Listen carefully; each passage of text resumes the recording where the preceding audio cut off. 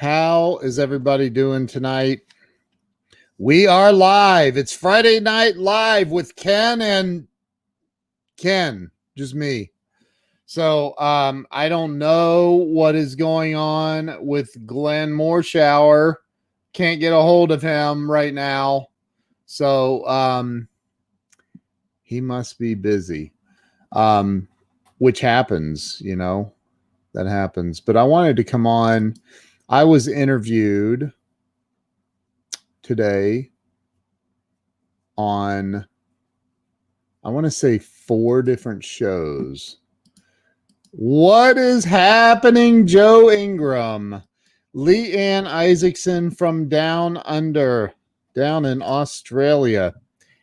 Adelaide. Kellen, how are you? Mav G1 Finances.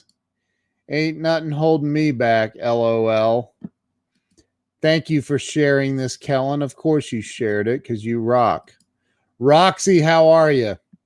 Roxy, I need you to drive over to Glenn's house and knock on the door and say, hey, Ken wants you to call him back. What's up, Robert Brooker? Hi, Ken and Ken. What's up, Larry? What's happening, Weldon? So I was interviewed today on Joe Soto's show. If you didn't see that, was awesome. He asked me some really, really good questions, and we talked about live streaming. And then afterwards, we talked a little bit about my course that, he's in the course and he does a ridiculous amount of live streaming now. He's starting to really get into it. Jeffrey Gitomer is here on the way. That's awesome. Jeffrey Gitomer, as you know, wrote a book called Go Live. He goes live every single day. Thank you, Larry Schneider. I appreciate it, brother. And so, we were talking about, I think there's a lot of people that have really strongly considered getting my course about live streaming and social media and how to build your presence and do some really cool stuff. But there's this one thing, and Joe said it today to me, this one thing that's holding people back. Nothing's holding Mark Gassert back. I can tell you that. That dude is a live streaming dude big time. He is live streaming like crazy. But there's something holding people back from actually live streaming. And I'm curious, just be honest if you can. Be honest and tell me why you're not live streaming. If you're not doing live streams, just put it out there. Tell me why. And I mean every day. This is my 6th live stream today. And every time I go live, I think, okay, I want to deliver a message. I want to deliver value. I want to help people. What is it that's holding you back? For real. Why are you not doing live streams and learning how to do live streams? Why are you not really pushing the envelope and expanding your existence, your life? Why? Just tell me. Anybody, go ahead, tell me. No takers. Lynn Serrano, how in the world are you doing? Good to see you. Katya, how are you? It's good to see you. Thanks for being here. So Roxy says, I'm on everyone else's live stream. I as you know, I was worried that I would run out of ideas and things to talk about. Yeah. Yes, that's a legitimate concern. And that is exactly why I wrote this free ebook that anybody can go download. It's free, 100livestreamsecrets.com. I think I had about 20 people sign up for that today. So running out of ideas. What about looking foolish? Are you worried about looking foolish? I like to be fully prepared in everything I do. I have not had the time to dedicate to it. Okay. Joe said, I believe that most people believe that they won't provide value or they'll get mocked. Mocked, yes. Lynn says, I have no excuse. Ed Roberts says, imposter syndrome. I'm not as good as you and Jeffrey. Okay. Randy says, good Friday night, my friends. Good Friday night to you, Randy. Isn't that called 1.900 video? What? I don't know what that means, Roxy. Notice I said was. Exactly. You did. Steph. Hey, Steph. And it just froze there for a minute. Lynn said yes, but I'll do it anyways. Steph says judgment. Yes. Larry says, I'm on almost all live streams. I just haven't started streaming yet, and I'm sticking sticking to that. So yes, I'd agree with imposter syndrome or not being enough. Doug Wing, I just hung up with him out in Utah. He says he doesn't go live because of Utah. I'm kidding, Doug. So let's talk about that. I mean, I want to talk about this, about the imposter syndrome, because it's a real thing. It's a really real thing. Or the not looking foolish or looking foolish, right? Or not feeling good enough, or to like, who said not as good as, I think it was Ed. Yeah, Ed said, imposter syndrome. I'm not as good as you and Jeffrey. Dude, let me tell you something, man. The very first time I went live, and I've said this 1,000 times, I'll say it again, I was nervous as a hooker in church. I was terrified of going live. I mean, terrified. And that wasn't just the first time. It was the second, the third, the 10th, the 20th, the 100th, and probably the 1,000th time I went live. I have been live now, I don't know the number, 23, 2,400, 2,500 times. And I can tell you, I'd like to say it gets easier. It does get easier. It definitely does get easier. But you're still going to feel nervous. You're still going to feel like there's still the feelings of, but here's the thing. When you do it the first time and you survive, you're like, okay, like all that bad stuff, which I don't even know what the bad stuff was I was projecting was going to go wrong or go bad, but it didn't happen. So I'm still here. Okay, I'll try it again. And then you do it again. And you come on and you talk about whatever it is, what industry are you guys in? What do you do? Like drop it in. Just plug yourself. What do you do for a living? What do you do to earn money? Drop it in. I'd love to hear some industries. And I can tell you that any industry that you're in, I could show you how to make more money than you're currently making just by using live streaming. Tammy is a loan officer. Perfect. Medical house calls. I'm a dementia expert. I already knew that. Mark Gassert, sales training. Right. Robert Brooker, sleep, but it doesn't pay enough. Exactly. Joe Ingram has a very twisted mind. Water, hold it. Larry says water technology, Kangen water. Perfect. Handmade custom note cards that wow. Awesome.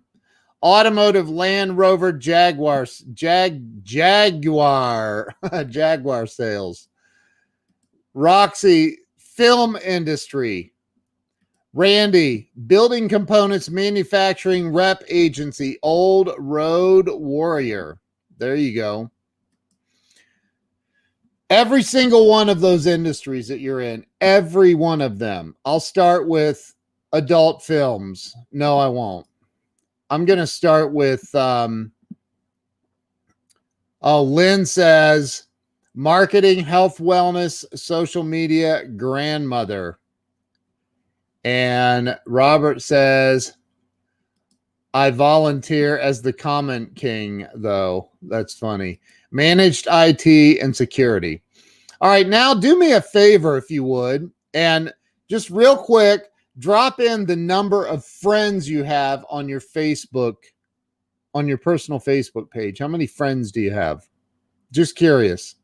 Just curious how many friends each one of you has on your personal Facebook page. I'm going to show you something that might blow your mind just a little bit. Just a little bit. I asked a client of mine, I said, how many friends do you have on your Facebook page? And he said, I think at the time 450 or 300 and something. I don't know, not a lot. And I said, okay, well, you need to get those numbers up for sure. And he said, I agree. I said, of all your friends on your friends list, how many of them absolutely know what you do for a living? And he said, I don't know, probably not many. I said, well, how many is that out of 450 friends? How many? I don't know, maybe 20, 30. I said, okay. And out of those 20 or 30, how many of them actually do business with you? Not that many. Okay. So here's the thing. If you say, let's say you only have 450 friends and most of them don't know what you do, and you may go, well, I put pictures up of what I do. People, I mean, here, case in point, I posted something for National Daughters Day a little bit ago, and Robert, I love Robert Brooker, but he was going so fast, he saw it and he stopped and said, happy birthday, and moved on, because that's the way we are on social media. He didn't really read the whole post. He saw the picture and he thought it was their birthday. So he said, happy birthday from Canada, eh? So here's the thing. You have these friends, plus let's not forget about Twitter, because Periscope connects to StreamYard and everything else, and it hits Twitter and it hits YouTube. And Ed Roberts says 611. Ed, if you had, let's say, Ed, if you had 5,000 friends and they all knew what you did for a living and you were able to tell them what you do for a living often enough, would you get more business? And I mean, yes or no, would you get more business as a result of more people knowing what you do by you getting on and talking about what you do? Yes or no? 599. If Doug Wing adds me, he will have 4 and I'll have an even 600. Got to get your friends up. Got to have more friends than that. There's 7.5 billion people. And here, I'm going to tell you how to get your friends list built up too, because you can. So Ed, that's a serious question. If you had 5,000 friends and they all knew what you did for a living, would that benefit you? Would you get more business out of it? Yes, I would. Okay. So you've got to build your friends list up. Doug Wing, please add me. Doug, everybody wants to be Doug's friend. So and it is a small percentage all the time that actually know what you do for a living. It's a small percentage that actually knows what you do for a living. When you live stream, it looks like Most people just friend everybody. Yeah, I don't. I used to, but I don't anymore. I'm very, very selective. I have a list of hundreds, it may be more, hundreds of people that want to be on my friends list, but I'm incredibly selective now.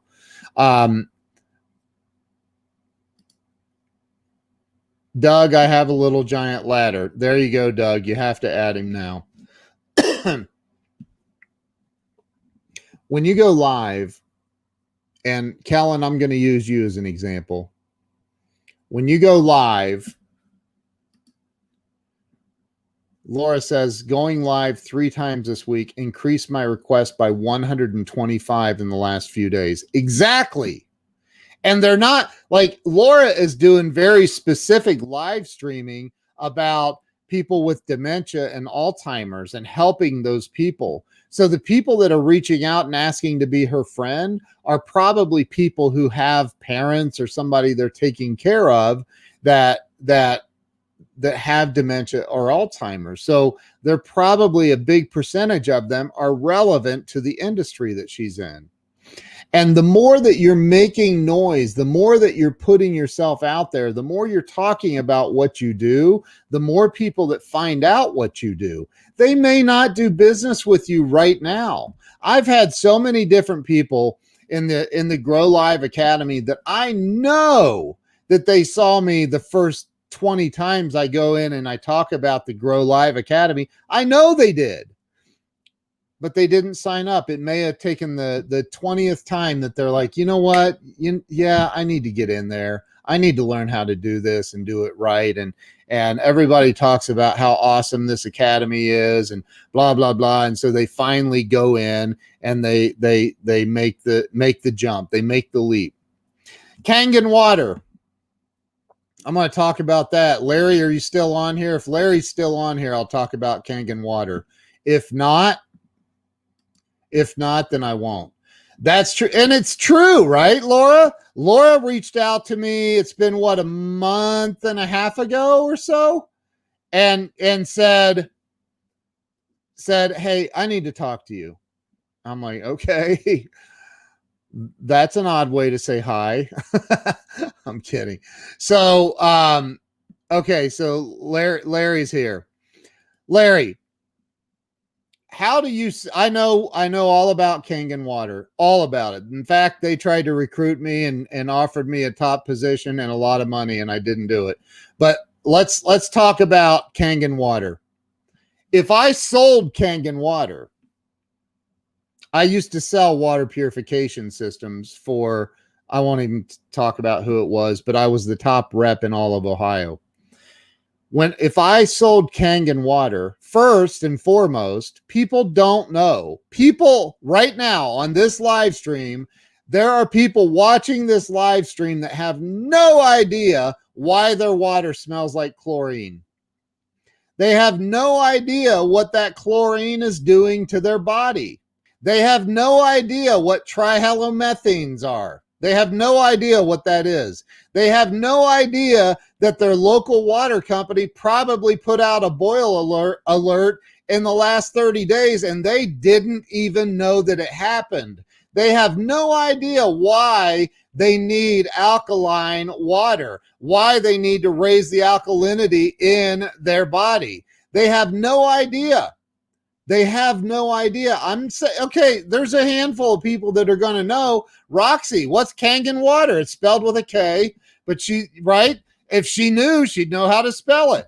So here's the thing. People don't know this stuff, and we just sit back. I don't sell Kangen water, and I'm not going to sell Kangen water. But here's the thing. If I did, I would be going live a lot. I would have a Kangen water show every single freaking day. And I would interview people. I would stir the pot. I would make sure people understood exactly what's in their current water. You live on a well. Oh, you live on a well. Okay. Well, that's even worse because you get field runoff. Do you know what kind of chemicals they use on crops today in the fields that are surrounding your local communities? The chemicals they use, yeah, those chemicals, they seep into what's called the water table. And the water table, hang on, I got to turn this autofocus off. It's messing me up. Why is it on? The water table is filled with chemicals. And guess what? Yep, you're right. You get to drink that. I used to test people's water when I'd go in and sell a water purification system. I'd stand at their kitchen sink and I would fill up my tester and I'd say, this is a swimming pool testing kit from Walmart, by the way. Just want you to see that. And I'd show them what it is. And I'm just going to test the chlorine levels in your water, in your drinking water that you're drinking and your kids are drinking and everything else. And I would take that swimming pool test kit and I'd run the cold water and I'd run it under there, fill it up, the little tube up, and then I'd say, okay, now for it to be the level of a swimming pool, this needs to turn red. I think it was at 4 drops or something. I forget the exact test, but you have to, and it would take like 7 or 8 or 10 drops before the Glenn just texted me. It would take all these drops before it finally turned red. And I, wow. So there's a lot more chlorine in your water, in your drinking water, than what's in the average swimming pool. There's literally double the chlorine in your water than what's in the average swimming pool, what they recommend the average swimming pool to be at.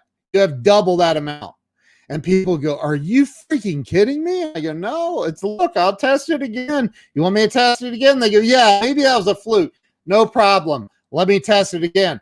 As a matter of fact, let's let it run for a little bit because that actually circulates, and normally the count's a little bit higher because the water sitting in your pipes allows the chlorine to evaporate a little bit so you don't have as much of it. Let's let it run a little bit and really see what's coming out of and I'd show them, and I am telling you, they would freak out. And I go, hey, look, give me a glass. And they give me a glass. I'd fill it up. I go, now that's what you're drinking every day, right? And they're like, yeah. And I go, and your kids drink this too. Yep. And I go, if you had a swimming pool out in the backyard, would you tell your kids if they said, I'm thirsty, mommy, would you say, well, hey, honey, just take a glass out to the swimming pool and grab you a drink of it? And they'd say, no, I would never do that. I go, well, it's safer than this. That has less chlorine in it than this does. Why not? So people don't understand. Yes, you should, Kevin. You already are. You already are. That's the thing, is people don't understand. Glenn, I saw you just texted me. I called to see if you wanted to jump on and do the Ken and Glenn show, but now it's just the Ken and Ken show. But anyway, so people don't understand. So that's just one example. And here's the thing. Right now, by the end of this video, I'll have probably a few hundred views, maybe more. It depends on if anybody found it valuable and shared it out. If you didn't share it out, why? This is valuable information. You should be going live all the time if you own a business. And I talked about this a week or two ago or whenever it was, and some dude was on here and he said, well, I can't until I get A, B, C, and D in order, and then da, da, da. And I'm like, you know what? I get it, man. I've lived with excuses too. I have lived by excuses too. I'm not judging you. I get it. But the sooner that you can just go, you know what? I'm just going to start going in on my life. I'm going to start going in on my life. I'm going to stop making excuses. I'm going to stop coming up with all the, oh, well, I can't because of this and this and this, or I'm not good enough. I'm not as good as you and Jeffrey. And please don't take that personal, Ed. But like when you go, you go, hey, you know what? I just want to go live. I want my message to get out. If I sold Kangen water, if I sold whatever it is, do you know how many times I've gone live and said, hey, did you guys even know that I build websites? I have built websites for 26 years. Did you know that? And I had people go, dude, Glenn, I want you on here, bro. Do you want on here or not? Jeez, that's why I called you and you didn't answer. Anyway, so I love Glenn. I don't know how he does it. He lays his phone down and walks away. I like it's on the charger and he just I would lose my mind. Literally, I would. But yes, Glenn, let's have you on here. So, but like I've gone live so many times. What's up, James Bodwin? How you doing, bro? I've gone live so many times to talk about like to talk about stuff that I do and love the fake. Let's talk truth, dude. Okay, let's talk truth, dude. It's of course it's a fake background. Here, look, and most people don't know how to do this. It's a freaking green screen. So what? So what? I don't care. Everybody knows it's a green screen. Look, the bottom line is you have to send the link. You have to hold on. Let me get Glenn Morshower on here. 1 second. I'm on everybody. Let's get Agent Aaron Pierce on the show and see what he has to say. I'm sorry. I mean Glenn Morshower. Link and there. Glenn, the link is in your inbox. You've got mail. and if you only knew what that actually meant. So, hey, is it Ellie or L? I mean, right? It could be L or Ellie. I don't know. Is it L or Ellie? Please tell me. But thank you for being here. I appreciate it. StreamYard, that's right. That's right. So look, I don't believe it. I think Ken is downtown. Oh, that is funny. Glenn is at his Facebook limit. Glenn is at his. So am I. I'm normally. I just deleted a bunch of the gray silhouettes that just suddenly appear. Like, why am I friends with a gray silhouette that doesn't even like exist? Joe, stop, dude. Stop. Dude, I don't know what that means. Is it L or LE? LE. So, what's holding you back? What's holding you back? And I mean it. What's holding you back? Again, I don't care if it's Kangen water.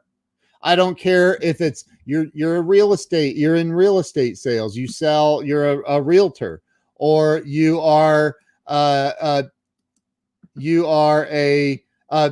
politician like my buddy Kevin Bacon. He's not anymore. Well, I don't know. Can you not? Is it like once you're a politician, are you always a politician? What's up, Teresa? If you get into the Grow Live Academy, Glenn will follow you back. No, don't make those promises. So, but you will, Glenn did a 3-hour, a 3-hour speech in the Grow Live Academy coaching group, which, by the way, if you're in the Grow Live Academy, going to growliveacademy.com and getting signed up and use 300 off, you get $300 off. That's lifetime access, and that includes the weekly coaching call with me. And then 2 weeks ago, I had Glenn Morshower on. He gave us 3 hours of time, 3 hours of time. And it was life-changing. And then Jeffrey Gitomer, the king of sales, the legendary Jeffrey Gitomer, came and spent almost an hour and 45 minutes with us last night. And it was phenomenal. And the king of sales, it was incredible. So, not for now. Joe said, now I'm 2 degrees away from Kevin Bacon. Rudy, is it Rudy Betty? Rude Betty? What motivates you? What motivates me is helping other people. Helping other people get out of their comfort zone. Seriously. So, if you are here, Kellen, if I was in the card business, making the beautiful cards that she makes, they're beautiful. If you guys, after Glenn gets on here, I'll put him on camera and I will show you the cards that Kellen makes. I'd have to get up and walk away. I don't want to do that until Glenn's in here. So, but if I did what Kellen does, first you have to say, can you see comments when live streaming on StreamYard from your phone? It's tough, dude. It's tough. You can, but it's tough to see them. It's tough. It's tough to see them. But you know, if I did, but I wouldn't, I mean, Justin, no offense, bro, I wouldn't be doing live streams from my phone like that. Not if I want, what I'm trying to convince you of is this: set yourself up a professional show. Get a laptop, get a computer, be a professional, create something professional, a real show where you're interviewing customers, you're interviewing vendors, you're interviewing, Justin, I know what you do, the CBD business, man. You should be doing a show where you're sitting down at a desk and you have a laptop, a computer, and you're interacting with an audience and you're literally sharing stories about how your CBD oil has helped people like you did when you were on my show. You should be talking to people every single day on a live stream from a computer where you can have the comments, you can interact with people like this. I mean, I am telling you, look, Laura says it right here. Laura's a client of mine. It freaking works. She is a doctor. She's a nurse practitioner. Same thing. And let's see. It's amazing. Ken over delivered. My views went up 1,500. Lights, background, and preparation. And I teach all of this in the Grow Live Academy. All of it. When does brother Randy get his? Dude, jump in the Grow Live Academy, man. Get in the Grow Live Academy. What's up, Crypto Chris? You gotta figure out, it's more than, this isn't about me making a sale. I promise you it's not. This is about me trying to help you get out of the fear that you're paralyzed by. And when I say paralyzed, I'm talking about not doing what you know is working for so many other people. And you know, deep down in, you know, live streaming will work for you. Will work for you. I'm starting a second show in October, Candidly Speaking, Michelle and Kellen. Boom.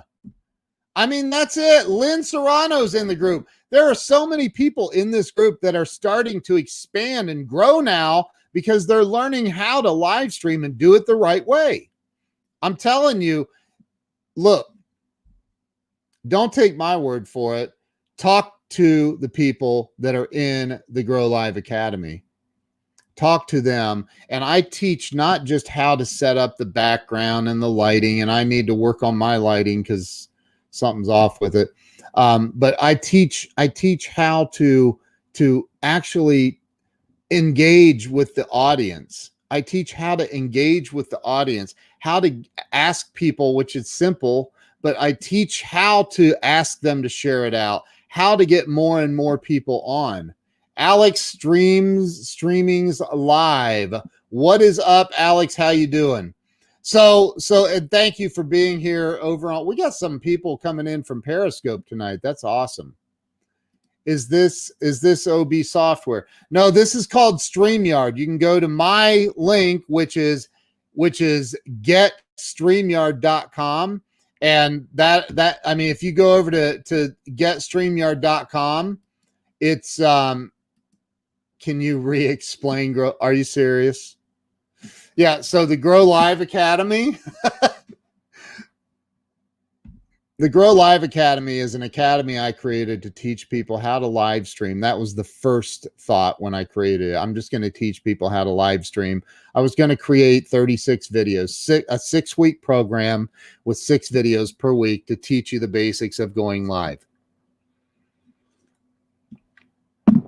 Since then, don't be sorry, dude. Since then, don't be sorry. But since then, I've expanded the crap out of it.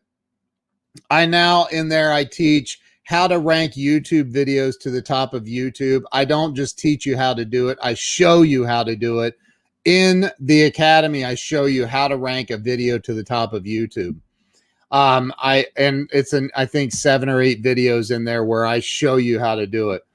I teach you all of the advanced functionality of StreamYard, how to use StreamYard, how to have a guest on.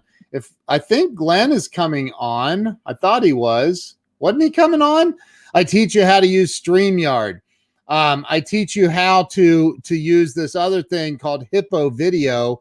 If you go to gethippovideo.com, that takes you over to my referral link. But Get Hippo Video, and Hippo Video is something, it's a tool that can actually, you can use and put calls to action directly inside the video and have people have the video stop, a link appear, they click on it and go out to a web page or a form, or you can do all kinds of stuff with this.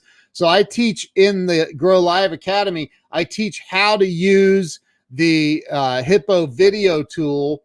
So I teach how to do that. I'll show you some really cool stuff though here on well, since I didn't get to play it, since Glenn wasn't on here in the beginning, let me just play our intro video. Here's welcome to the Ken and Glenn show. It's Friday night.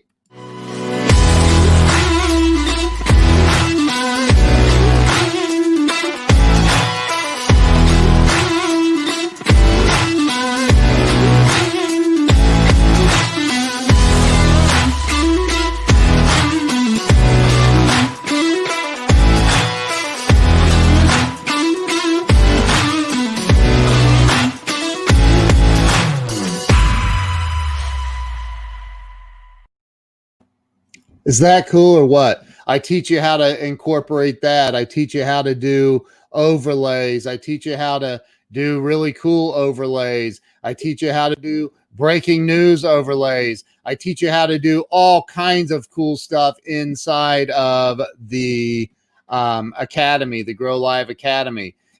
Anna says, StreamYard is a newer way to produce a lush show, user-friendly, and the CEOs listen to their community. That is the truth. I teach everything A to Z on how to go live, create an audience, keep an audience, engage an audience, and use all the tools that you need to become successful. I mean, I made this guy right here, Glenn Moore, I made him famous. You made me what I am today. Glenn, dude, did you see the video? I had hair when we met. What? I just played our video. Did you see it? Energy. That's it right there, dude. Ken and Glenn show. Here, do you want to see our video, dude? Sure. I'm going to play it, dude. Hold on. Let me get rid of that. Let me get rid of that and let's do this. Here we go.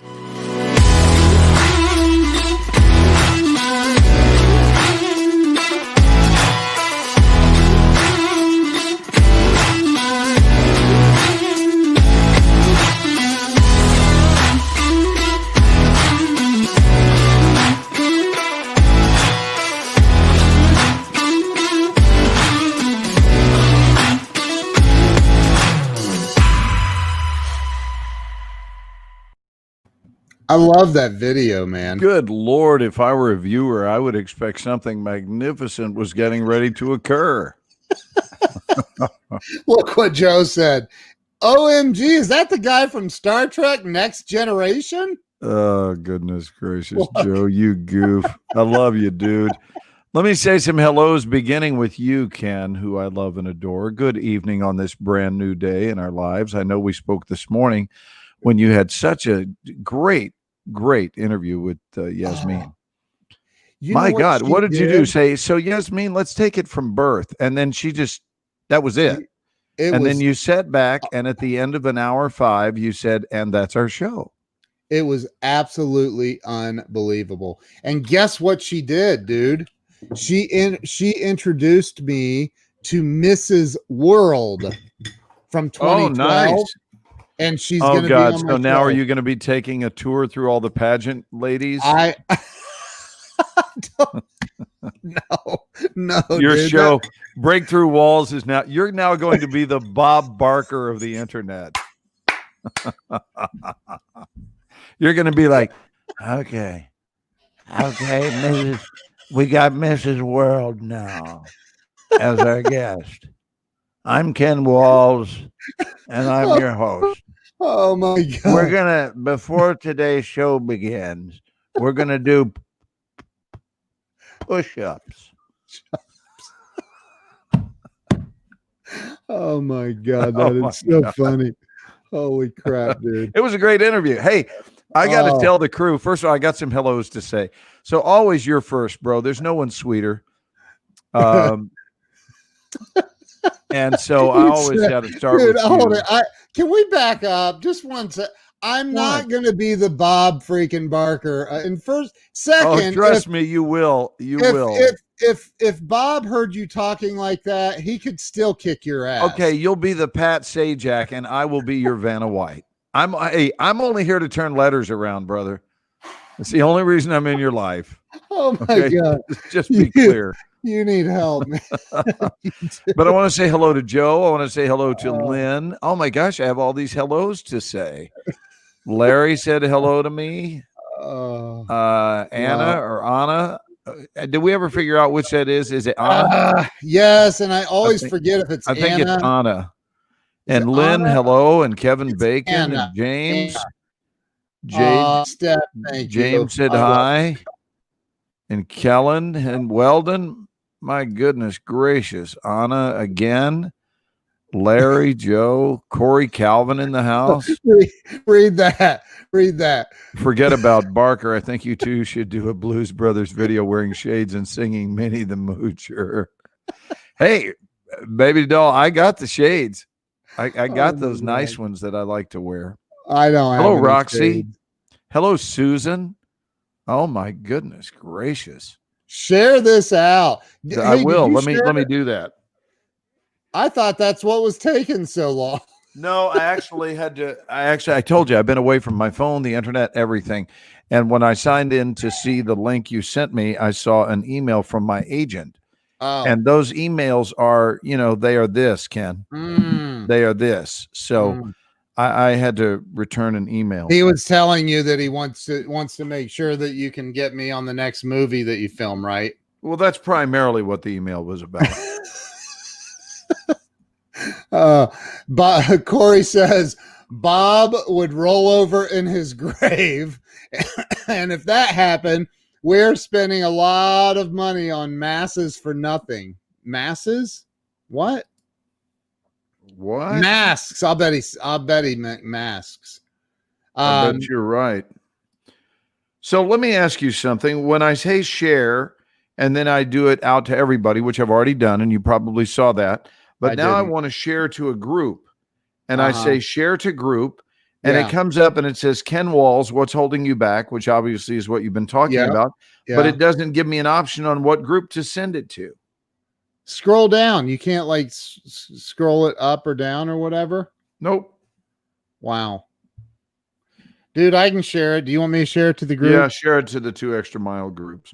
And I want to come aboard. I don't want to redirect. I want to come aboard whatever you were talking about. I was talking about what's okay. So Joe Soto had me on his show today, and I said, dude, I have this weird feeling that there's all kinds of people that have been thinking about getting in Pro Life Academy, and I'm eating my dinner now, so I'll lean out of frame to do it. You're fine. So he said, dude, I think what holds people back is they're afraid there's still something holding them back on going live. So was there a theory as to what that something was? Roxy, thank you. She shared it to the Extra Mile. Did you share it to both groups? I don't think Roxy is a member of the other group. She's not? No. And I am? What? She's never expressed interest in it. And that's it. I'm just she doesn't need to. All the information she needs. I know. Well, gets from the the only Extra reason Mile meal. I help you with some of this stuff, so that's all. Right. The Extra Mile. There it is, West. All right, so Joe said, I think people are just not. There's a lot of people that don't do it. They want to learn how to do it, but they don't do it because they're afraid of going live. If you can help people overcome the fear of going live, I think you would have more students. Meaning they're afraid they'll get tongue-tied or what? Dude, you know Nikki Bilyeu? Who? No. Nikki, up on the screen. Nikki is the man. He's friends with Mark Victor Hansen and Crystal. Nikki is the man. So look, there's Yasmin. So you get Ken for the morning shift. I get him for the night shift. Tell her what you just said about when I said she introduced me to Mrs. World. I said, so now you're going to take a tour through the pageants, right? All the pageants, and you're going to become the Bob Barker of live streaming. That is so messed up. Oh my God. You are out. Yasmin, your interview was wonderful today. Absolutely wonderful. Your energy was tremendous. It was if you guys seriously, if you did not see Yasmin's interview on my show, I'm going to do something very selfless right now. And I'm going to say, leave this show right now and go watch that. Or you could just do a screen share of a couple of minutes, 3 minutes worth while I eat my dinner. And then we'll come back and talk about Yasmin for the rest of the night. Joe Ingram says, can we refer to Joe Soto as the other Joe? I get confused easily. No. Work it out, bro. Work it out. Oh my gosh. She said I wasn't too chatty. Oh no. I thought it was absolutely phenomenal. I just thought, Yasmin, I thought you were just absolutely wonderful. Wonderful. I would be the worst person in the world to ever label someone too chatty. I'd be, you know what? If you said to me, just say it. Just say it. Say, Ken, you're too chatty. Just say it. I can't because you're just not. Say it. Just humor me. You want me to just pretend? Yes. Okay. Hey, Ken, can I share something with you? Yeah, sure. Go ahead. Make sure no one's watching or listening. Yeah. Go ahead. Dude, seriously. Bring your ear over here. You're a little bit too chatty. I got to be honest with you. Okay. I hope that doesn't hurt. You're a little loquacious. Ring, ring. Little verbose. Ring, ring. Ring, ring, ring. Hello. Hey, Pot, it's Kettle. Are you calling me black? Dude. Isn't that the routine? Hang up the stapler. That's a swing line stapler. Yeah, everything is we try to honor the 70s here at this house. Everything is a daily throwback to the 70s. It's the Ken and Glenn that 70s show. Listen, if any of you have ever lost anything dating back to the 70s, it's probably here. Just so you know. Do you have do you have an 8-track player? I know you do. No. Come on. What did we do the show on the other night? Lying. Yes, right? We did. We do not have an 8-track player. Oh, that's right. We did do it on lying. So, all right, Wait a minute. I think we do. I think we do. I knew it. I think we have an 8-track player. I knew you do. I haven't played it in years, but I think I think my first stereo that I bought when I went to California, and you know how you know it was quality? Just so you know how I was able to detect quality? Because I bought it from a drugstore. I was like 18 years old. I was like, oh my gosh, I got my own stereo now. I'm gonna go down to the drugstore. I saw it on sale, man. That's gonna be great. That's what I did. Was this in LA? In LA, there was a place called Long's Drugs. Oh my God. I think have Have I heard Jay Leno talk about Long's drugs before? Why is I that don't know, but I don't even know if they're around anymore, but they sold electronic equipment. And you're supposed to say, when would you have heard Jay Leno talk ever? Ken, when would you have heard Jay Leno? I haven't. I mean, I would have on the Tonight Show, dude. Okay, but yeah, I think I actually do. I think I do own an 8-track player. I figured you did. Not really a shock. I'm just going to be honest. Yeah. As opposed to lying. So look, and I definitely have some VHS players. And I definitely have one TV in one of the upstairs bedrooms. For anyone who hasn't left the 70s yet, that still travels with VHS tapes to look at their vacation on, on one of those cameras. You remember the cameras? Remember the VHS cameras were like this? Oh yeah, they were massive. And you would. By the way, this is my modern ring light. For those of you who want to know what a modern day ring light looks like, that's where I get all my fine studio lighting. Isn't that great? Oh my God. And then watch this. Thank goodness when you show the film at the Resident that they don't make you the one responsible for lighting. But watch this. This piece of notebook paper, which has notes from students, right, where I'm giving notes throughout the week. Yeah, right. Each week I fold up a new piece of paper and watch this very closely. Watch that. Yeah. Watch. He creates it becomes a lighting filter. See? That's how that works. So Yasmin's interview was fantastic. Yeah, I have it pulled up here. Oh, do it. Let's go to that.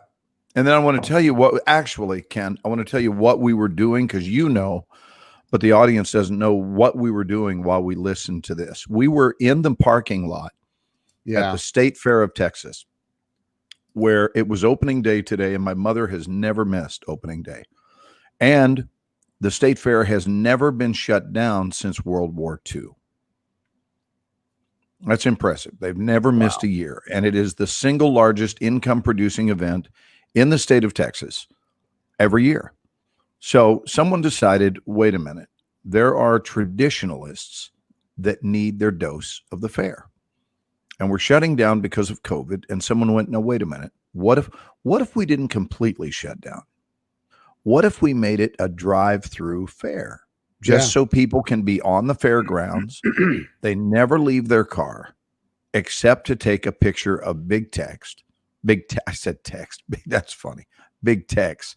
And I'm going to forward you a picture, but these were professionally done.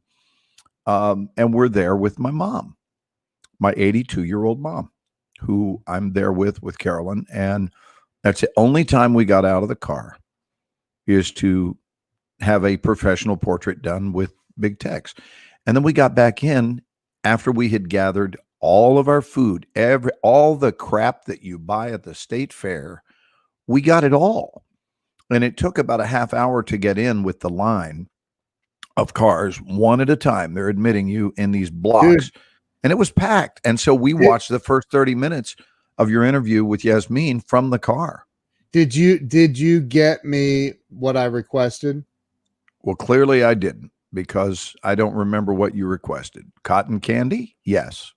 Elephant ear. Oh, they didn't sell them. That wasn't on the menu this year. Was not available. That's ridiculous.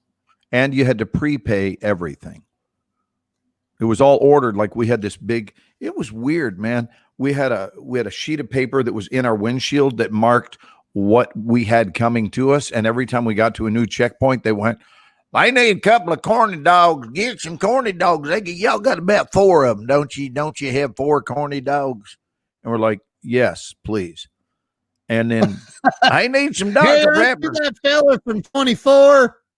They can't tell squat when you got your mask on, and you got to have a mask.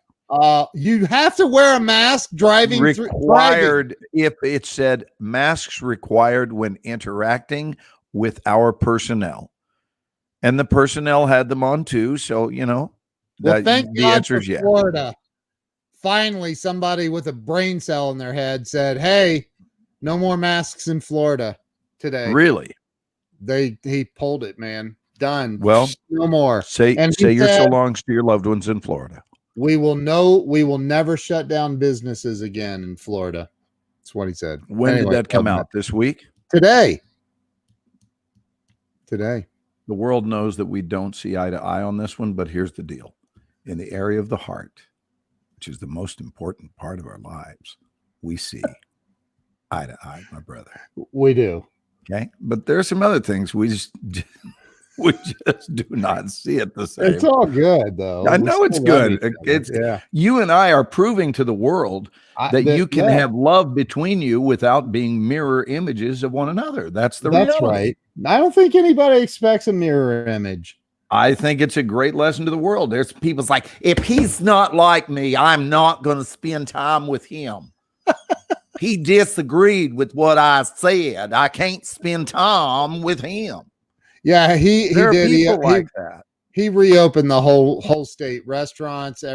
Who is this? The governor of Florida? Yeah, he's a good guy, real good guy. You act like you're on a first name basis with him. Do you know him? Well, I have a friend that is actually good friends with him. So well, Grant Cardone is friends with him. No, not Grant.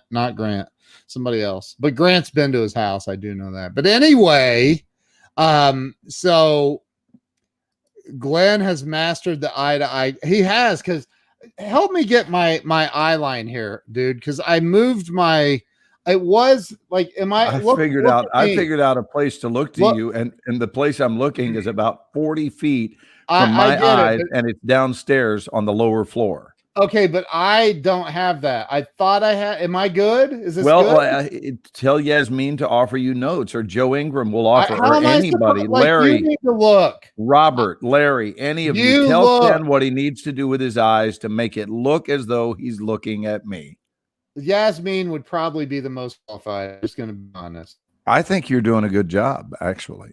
Okay, right here. Is this? Do you think this is pretty close? Is this good? Or is I can't know because I'm not looking at the screen. I'm looking at the wall. I can tell by looking at you. I'm literally looking at the walls.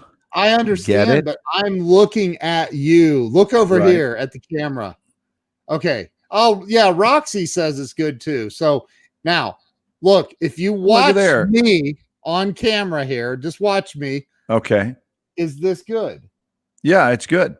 Does it feel like I'd be looking at you? You could lift it up a little higher. Oh. Right there. Right here? Yeah. Now you look at me and tell me, how am I? Yeah, yours is good. Maybe bring it back a little towards the camera a little bit. Bring your eyes to. Pick a new spot. There you go. That's perfect. That is absolutely spot on. Okay. So get a Post-it note. No, I've already got it, baby. I got it drilled into the wall. It's a new wall. Is that it? It's okay, love. I'm telling you. There it is. Look at the comment. Drop a 1 if you want to hear Glenn do Jay the weather guy. Show Yasmin's clip. Because she's watching, and I know she's going to want to watch. Yeah. She's going to want us to feature her, because then she will feel appropriately valued. You don't want to do a 3/4. I agree. See, she even knows the correct terminology for it. I agree with her. You don't. You definitely don't. This is a 3/4, right? This. You turn your shoulders like this. That's a 3/4. This is what's called a 50-50. Is that what you do when you're talking? Well, in my acting class, when I'm coaching people, you always want to see the upstage eye. So this is downstage. This is the upstage eye. So if I do this, the upstage eye disappears, and as I bring it around, boom, there it is. Ah. Okay. Wow. All right, so let's watch Yasmin. Wow. We lost both your eyes. Whose? Mine? Are you? She could be talking about both of us. I don't know. How about now? We can back your nose up. Lean back a little bit, Ken. There you go. Oh. Right there's good. Right That's there. good, bud. Yeah, that's pretty good right there. But if I'm closer to the camera, does it change? Well, no, that's okay. But then it looks like we're about to engage in an embrace and a gentle kiss. Oh no! Ugh. What? Did All that right, just let's make watch. your list of that's just wrong? Yeah, I just threw So up let's in my watch mouth. Yasmin. Okay, hang on. Let's get through all the. Hey, good morning and welcome to Breakthrough Walls. I'm Ken Walls and I'm your host. No, Did I we're click- hearing the echo. Dang it. Son of a gun. Okay, hold on. I don't believe I clicked the audio. Yes, I did. The only reason you're hearing the echo is because Oh my gosh, Roxy knows all about funnel cakes and Fletcher's corn dogs. Yeah, I had 2 Fletcher's corn dogs today, Roxy. okay, let's go here. Right here. And everybody share this out because I got to tell you what Yasmin is going to share as part of her story. For a bit of time, to be honest. I mean, we had milk crates and a card table for dinner table in a small little flat in Chicago. So I came from real simple means, like real simple, very humbling. Yeah, but mom just, and honestly, it's just like I persevere because the example I have before me between like grandmothers, my grandmother coming, not even finishing high school from Puerto Rico and coming to the States, just trying to make a better life for herself. Same thing with mom being single and just trying to create a better life for herself. Just struggles, a whole lot of struggles I had like around me. And that's all I kind of feel like I know. But because I know that, I feel like that's normal for me. Wow. So struggles or like, conflict or any of those things, those aren't abnormal to me. I don't know. I kind of almost expect them and, and then embrace myself for it. I don't know. Maybe we can do some live coaching and I can help you through that. Oh, thanks. I'm just kidding. I'm kidding. Well, Glenn and I talk about this a lot. Like you get what you expect out of life, right? So for sure. We gotta stop expecting struggles. I mean, I don't expect them, but I don't know. If they come, they show up. If they show up, they show up. If they don't, they don't. But when they show up, it's no big deal. That's how I feel about it. That's how you are. I know. It's amazing. So you now, how long were you in Chicago, and were you always was your mom always single, or did she end up finding someone and remarrying? How did that go down? Yeah, so mom she went to a disco to celebrate her divorce, her official divorce. And in that celebration, she was at a disco club in Chicago. And she literally shows up at a disco by herself. I don't know who does that, but my mom does that. I may have done that. Have you? A loner disco joiner. And so in doing that, she sits down on the stairs and this guy comes up to her and says, "Hey, you could get stepped on, just so you know." And he ends up chatting with her. They go to the bar. They chatted up until it closes, and he ends up taking her home in a taxi, and that ends up being my stepdad. So 2 days. I was 2 years old. So really, hey Frank! Oh my gosh, high school friends. Yeah. So we'll get to high school too. Wow. Yeah. Wow. But yeah, and I grew up half my childhood in Chicago. Hey, Tom, and half in the burbs. So I really, fortunately, felt like I had a father figure my whole life, and didn't really feel like I had that void. So in doing that, which is interesting, I was the first college graduate in my family, or seeking to be at least. Yeah. And in high school, my mom goes, "Hey, your dad hasn't been paying that child support payment." And I'm like, "So what does that mean?" "I learned that it's still owed to you." I was like, "Really?" Because we had no way of me going to college. Like, we had no money saved. I didn't even know what the application process was about. But my mom knew that she was going to break this cycle of early giving birth to children early in their, early in your years, and just make a better life for me, Yeah. better. And kind of, she was wanting to break that cycle because Right. it's generations and generations of this stuff. So, um, she finds out, we have a hard time finding my dad, to be honest, my real dad. He's Filipino, and my Mm. mom is I'm half Filipina, half Puerto Rican. Wow. So, long story short, hopefully the FBI is not listening, but I'll tell you anyway. So They might be. they might be listening. Okay, so I'll just say it anyway. So we have no, I won't go that far. We know somebody in the FBI. And so Oh, wow. it took like a year to find him. And so kind of in back workings, they found my dad. So he calls my mom and says, "Hey, Vibs, it's been like a year and I'm really apologize, but we found him." And she was like, "What?" And he's like, "Yeah, but I'm sending a guy out there to verify the identity." And she's like, "Okay, so stay and stand by and I'll verify." Oh So he my calls. God. It's probably a good idea to end that about the time she discusses the FBI. Well, so look, go watch it. It was Yasmin is because she talks about a lot of stuff. She talks about, being in the Mrs. Minnesota pageant and winning. She was Mrs. Minnesota. She talks about finding a lump on her breast and discovering that she has had breast cancer and having, a double mastectomy. And she's absolutely just a wonderful, amazing, amazing human being. And that, Glenn, thank you. I said thank you before, but thank you for introducing Yasmin and I. And she is amazing. She already referred me to Mrs. World from 2012.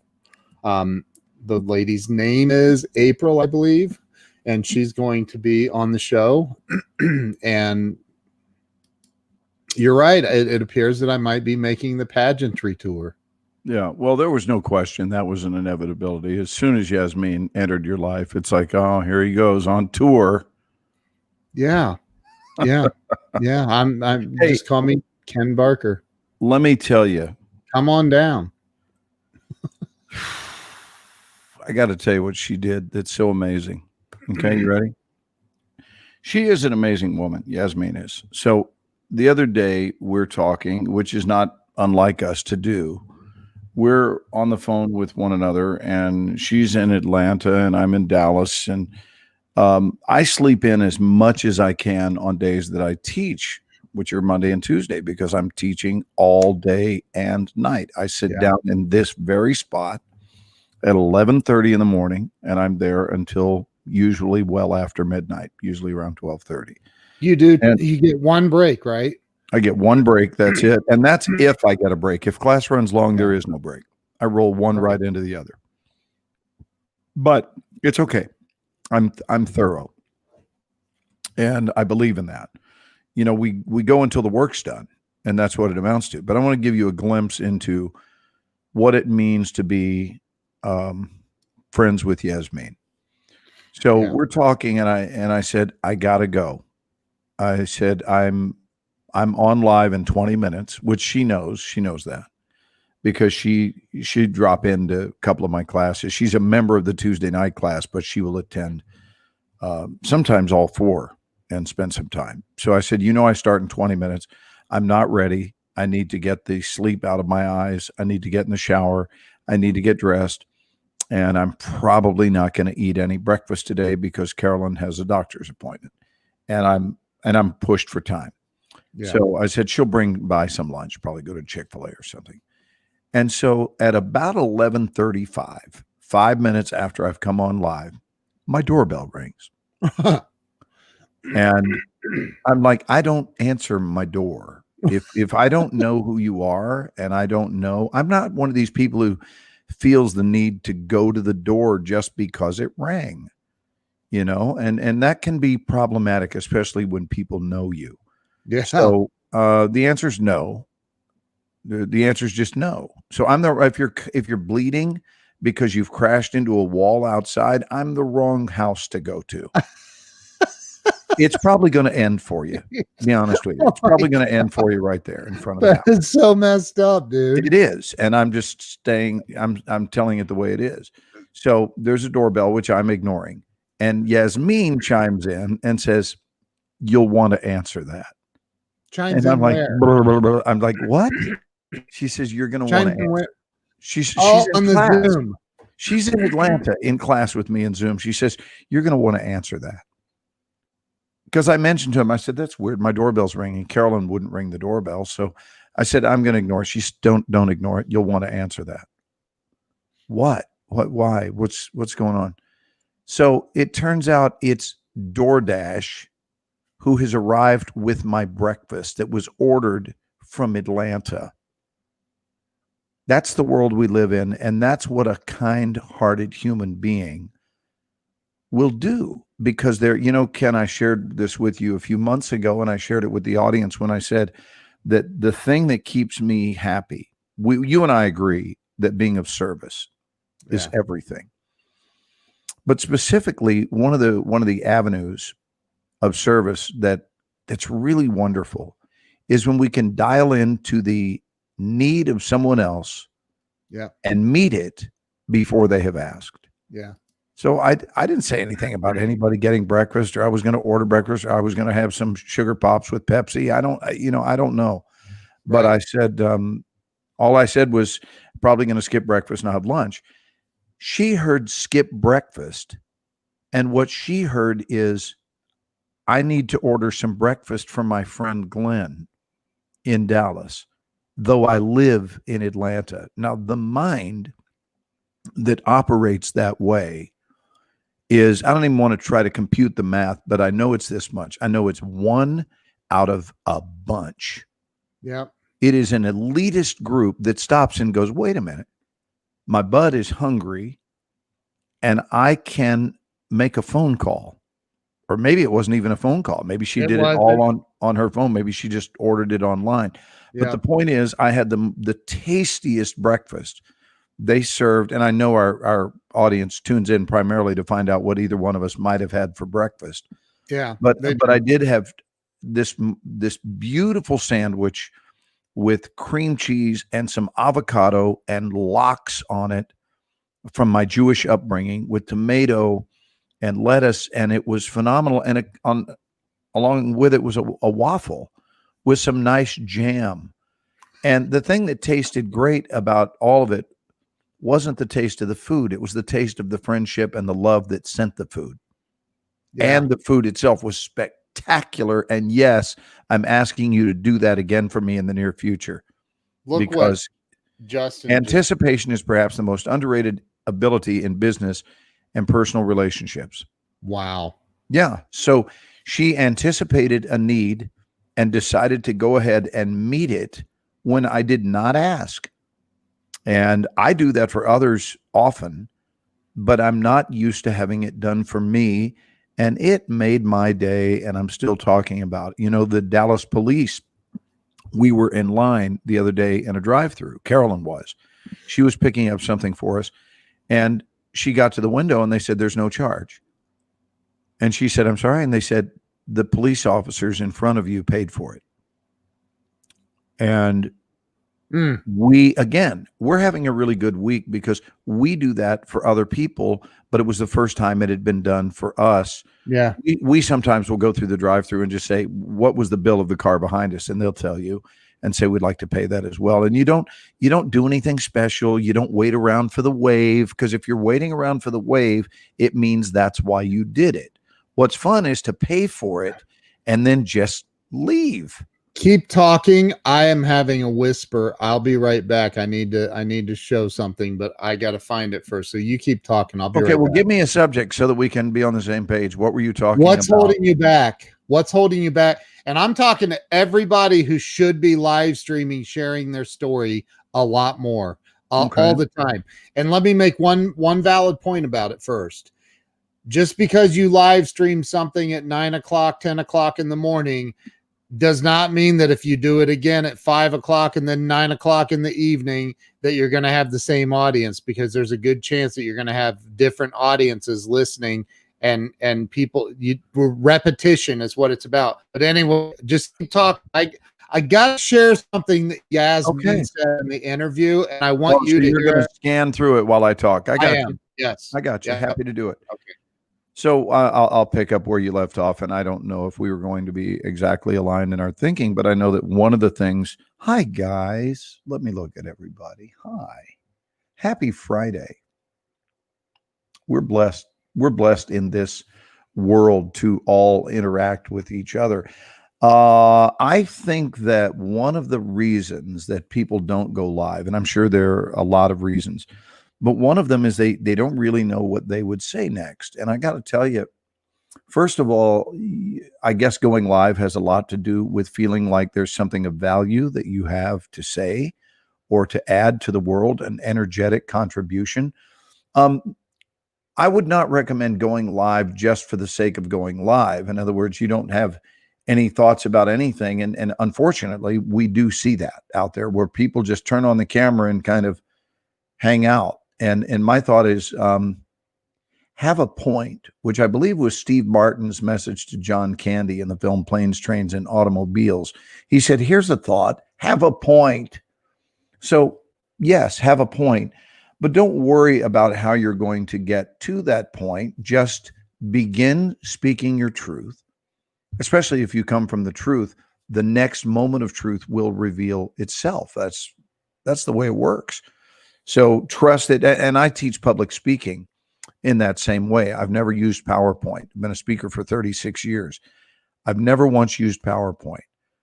There's nothing wrong with using PowerPoint. I'm sure it's an effective guideline for people. It sort of helps them stay on topic, to throw a glance up at the wall and see that, this next slide, and it cues them about what to say. But my talks have always been just talks that are discovery talks, where I want to discover what I'm going to say next and be kind of surprised by it and keep it spontaneous.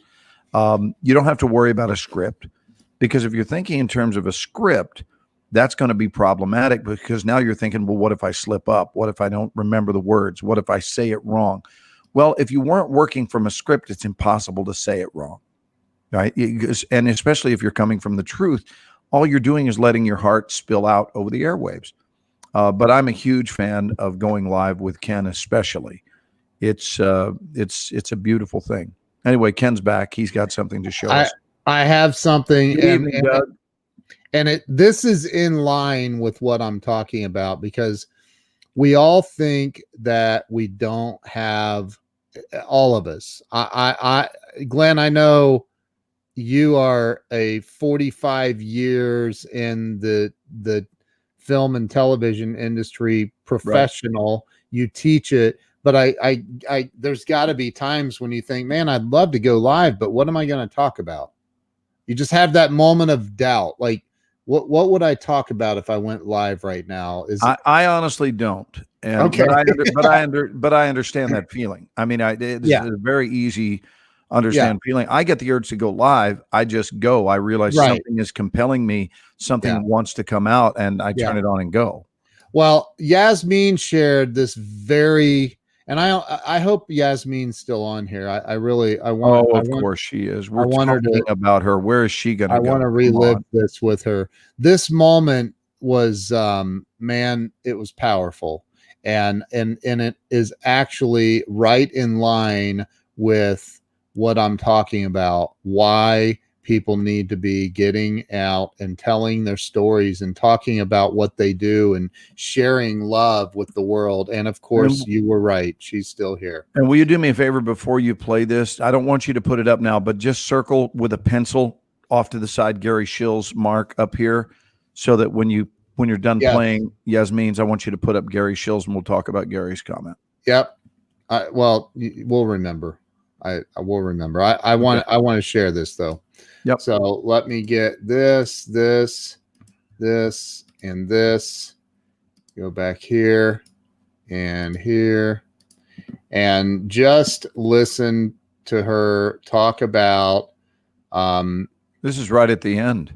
Yeah, talk about her. She talks an awful lot about boobs. I've never talked about boobs this much ever on my show. And you said that on your show. I did say that. You did say that I've never talked about boobs this much. I think I'm getting ready to say that right now, but here, let's see. But I think that it's important because,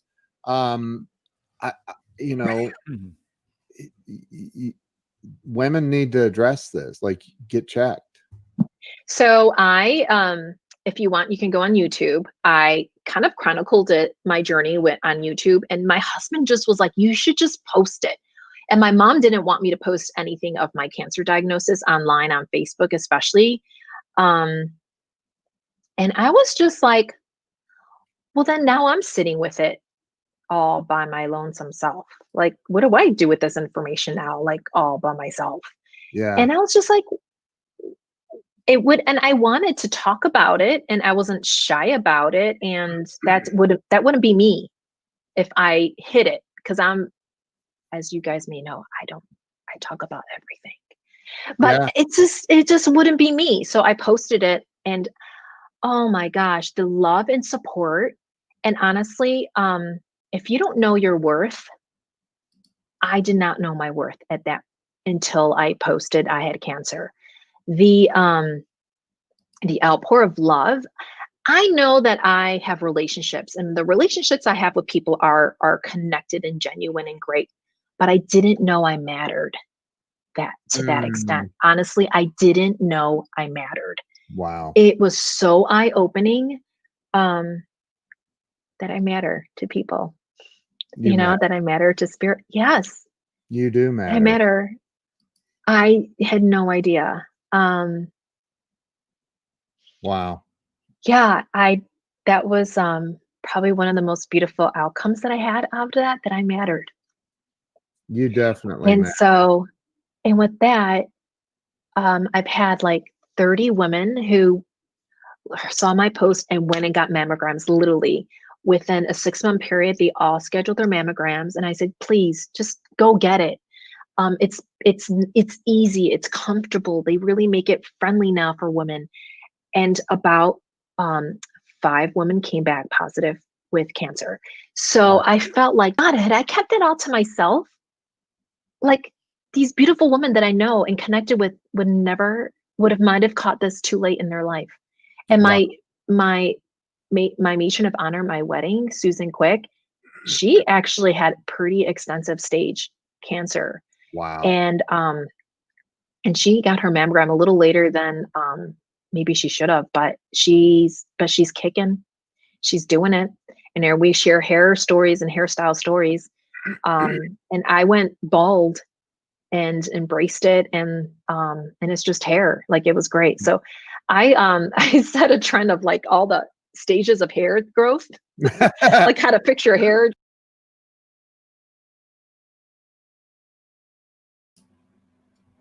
That's what I wanted to share. That was such a moving moment for me. She was tearing up, and I'm like, you're muted. You're muted, bro. She was tearing up and telling that, and I was like, don't, I'm gonna cry. I really just touched me. It was amazing. It was amazing. I just said, in response to what I saw, the most significant thing I've said since you and I started going live, and I was muted when I said it.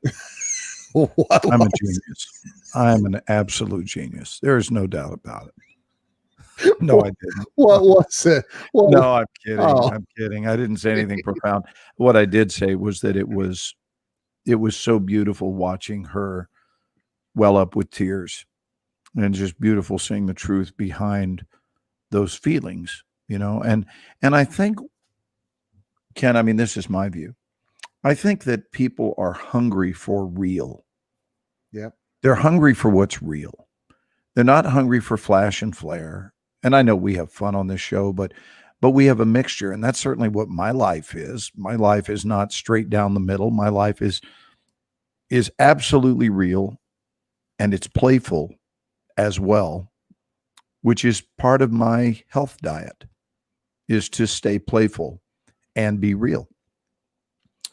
And we do that. So I think that the most powerful lives are people that are not putting on a friggin' show, or not people that are hiding behind a facade, but people who are so comfortable in their own skin being themselves that they don't mind being themselves, whether 500 people are watching, 5,000, or 5 million, which is what our viewership is weekly on The Resident. We have 5 million people that see it, and that's just in the United States. But the point is, we don't show up based on the 5 million. You and I show up no matter how many people we're watching, and it doesn't matter because we're just having a conversation. Yeah. And that's beautiful. And I think that the more real you are, the more appeal you have. And it rhymes. Real is appeal. Yep. It is. Your appeal is that you're real. In this sea of bullshit that exists in the world. And I'm trying to find the highest spiritual word for it. And what I come up with is bullshit. That's pretty high spiritually. It is. It's certainly an uplifting word. Yeah. But you know what? It's an accurate word. I don't want to hem and haw around and be careful and try to find the appropriate word selection, because if I say bullshit, it could possibly offend a great deal of viewers. Yeah. And talking like that might too.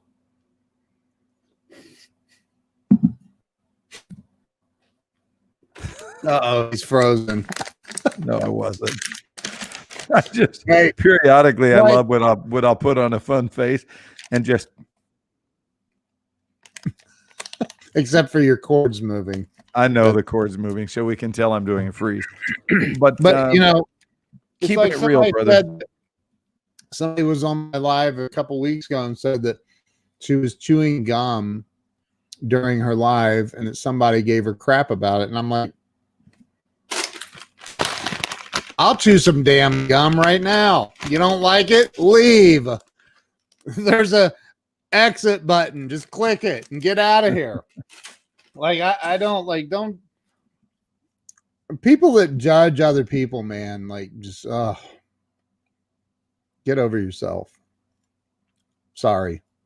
Hey, a little just a random tip regarding borrowing money. Okay. Yeah. And I've never offered this, but can I borrow some money about from you? borrowing money? If for those of you who want to borrow money, need to borrow money, I'm going to tell you who to borrow it from. How about that? I know where you're going. Go ahead. No, I'll bet you do not. Okay. All right. You ready? Mm-hmm. If you're going to borrow money, and hopefully you don't have to, but if you do, make sure you borrow it from a pessimist, because they don't expect to be paid back.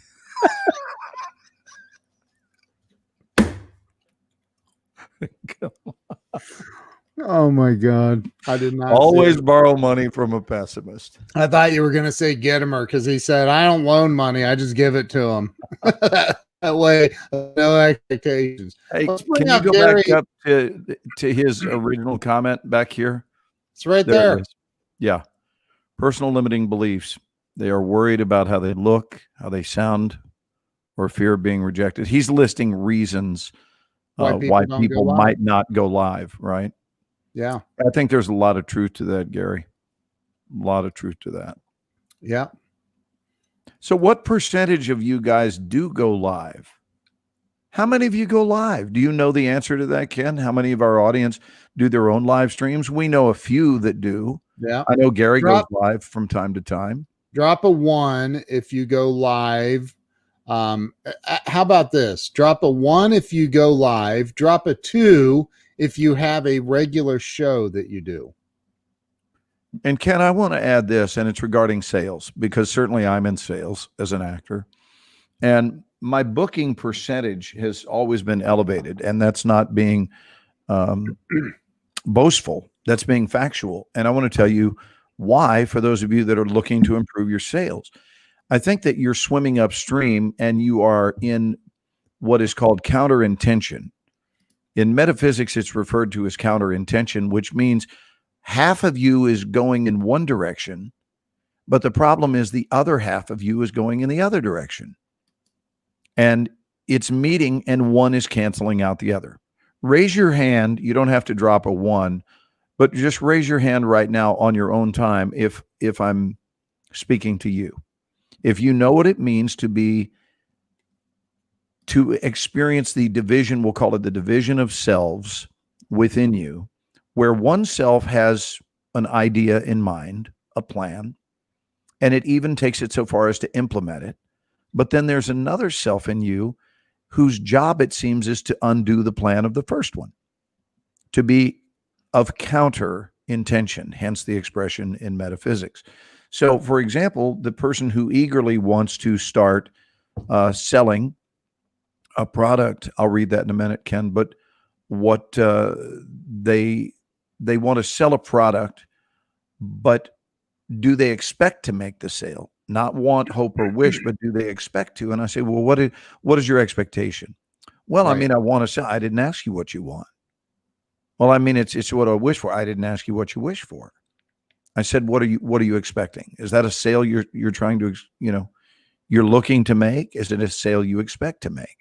And Jeffrey said something that I thought really echoed the sentiment of exactly what I'm talking about. He said, I already assume the sale is made, and they're gonna have to try to talk me out of it, or I would be in there to try to talk them out of it. And it was said beautifully that he already saw it as something that had occurred. And I think all successful people have that in common. I also think you have to believe when you're going live, you have to hold the belief that you're worth watching, and then get rid of any thought of, well, that sounds a little self-absorbed. Got to be honest with you. Seems a little self-absorbed. Right? It's not. I mean, it's okay to believe that you have something to say to the world, but that's another thing. It's like, what would the neighbors think? That would be terrible. Dude, what did Woody Allen say? Who would want to join a club that would have someone like me as a member? That's such a great saying. Dude, I've had today somebody said, what's up with what's up with all the lives that you do? I mean, why? I go, I'm just putting out content, man. I'm helping people. That's what my goal is to help people. And I can't help people if I'm sitting around silent. Right. Did you say, hey, what's with your urge to stick your nose in other people's business? Why? No, because this is a dear friend of mine that actually does live streaming. But he asked me what's up with doing it all the time. Mm-hmm. And I'm like, I mean, the more that I go live, the more, and I get people that unfriend me. They do. They're tired of it. Whatever. Okay. We all know the saying, bye, Felicia. Mm-hmm. Like, don't follow. If you don't want to see a live streamer, a professional live streamer, which I am, you probably shouldn't follow or be friends with me. I'm just saying. Because that's what I do. I can't get on TV. I'm just kidding. I could if I really had that desire. I could figure out how to do it. Are you familiar with the origin of Bye Felicia? Do you know the background of that? I do not. It was formed in St. Louis, Missouri, and it was a late night expression that was coined when a salesperson who was visiting from out of town was trying to book female support for the evening. He wanted an escort. He was a single guy, and he went out looking for a lady of the evening. And he didn't know anybody in the town, and so he went to kind of a rough part of town, rolled down his window, and said, who would be the who would be the gal that, that I would need to shell out some coin with to spend the evening. And he was told, oh, you'll want to buy Felicia. And that's where that came from. I don't believe that. I'm just sharing history with you, buddy. But dude, I'm just sharing history with you. The way that you can share that and hold a completely straight face while doing it. Yeah. Well, without cracking a smile. Like, this is just, that's like pretty impressive. This is you delivered it all the way through. You'll want to buy Felicia. She's your best bet. Oh my God. Wow. So you did a little Bill Clinton there. Wow. That was a little Bill Clinton-esque. Yeah. Look, let me hear your Bill Clinton. You did it the other night on the show. Let me hear your Clinton. I did not have sexual relations with that woman. See? That's good, man. One letter changes everything, Gary says. Bye, Felicia is from the movie Friday. Oh, okay. I hope they understood that I was kidding with you. They did. Mo says you should both be on TV as you both help so much, and I haven't a clue about Felicia. Who is this woman? That's funny. That's my Mo is up early today. Yeah. Or is Mo up late? Because it's got to be what, 6:22 in the UK? 6:22 or 5:22. She's not up. Trust me. She is still up. She's not starting her day. If I know her, she is still up and she's getting ready to go to bed. I think she's a night owl like I am. Bye or bye, Felicia. Drop a 1 for Felicia. Yes, Charles. Yes. That is so funny. Yeah. So look, man, I think that, and here's the other thing about doing a live stream. And I heard you saying that while I actually was, because there's no way to mute you without like literally muting you. So I had to listen to you talking while I was playing through looking for that piece from Yasmin. And I heard you saying, don't go live just to go live. However, and I respectfully agree, but I also respectfully disagree. And here's why. Let me finish. Don't before I leave the show. No, you're not going to leave the show. You're right. I'm not going to leave the show. I know, dude. You can relax. It's okay. Go ahead and express your difference of opinion. It's not really a difference. Well, you seem to feel that it was, and I'm okay. Don't with that brush. All right, look.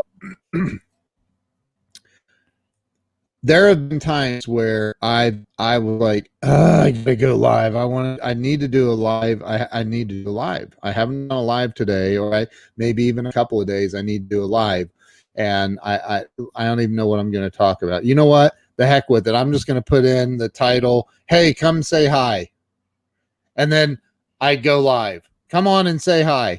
And then people come on and they start talking and they start saying hi. And then topics come up along the way. Absolutely. And so now I'm not saying make that a practice, because until you've done it a lot of times, I mean, you gotta know what you're, I said have a point. Yes, I heard that. That's from Planes, Trains, and Automobiles. Yes, that's what Steve Martin goes, you know what, Dell? Here's a thought. Have a point. Shower curtain ring salesman. You know what would make these stories of yours a whole lot more interesting for the listener? Go ahead, finish the routine. Have a point. That's my favorite movie. The woman working at the rental car counter. I forget her name. She's like, hello, and she's talking to somebody on the phone, and Steve Martin had just walked across the entire airport. and he's completely disheveled and he's standing there waiting. And she's like, okay, yeah, you bring me yams. And she's like, okay. Talking about everything completely unrelated. And she's at length not even about it. she goes, all right, gobble, gobble. Dude, that is so funny. You're making me want to go watch that again tonight. I've seen it so many times, but it's probably been a couple of years. Me too. And he's standing there and he's like looking at her in total disgust. And she's like, may I help you? And he's like, yes, you can help me. She's like, how may I help you? He says, you can start by wiping that stupid smile off of your rosy skin cheeks. She's like, oh my God, that is so fun. That's the fun. That might my favorite part of the movie. I like so many parts. My favorite part of the movie is when John Candy tears up and says, but I don't care because I like me. I like me. And he's telling the story about being a curtain rod sailor, shower curtain rod salesman and or shower hook. What is it? Shower curtain. Shower rings. curtain. Yeah. Shower Rings. curtain hook salesman. Anyway, shower ring. Remember, he sells them for cash at one point. But he stands up and he goes, not like me. And the audience is going, oh God, I want to hug this poor guy. He's so alone. I know. Oh, he's so alone. So funny, man.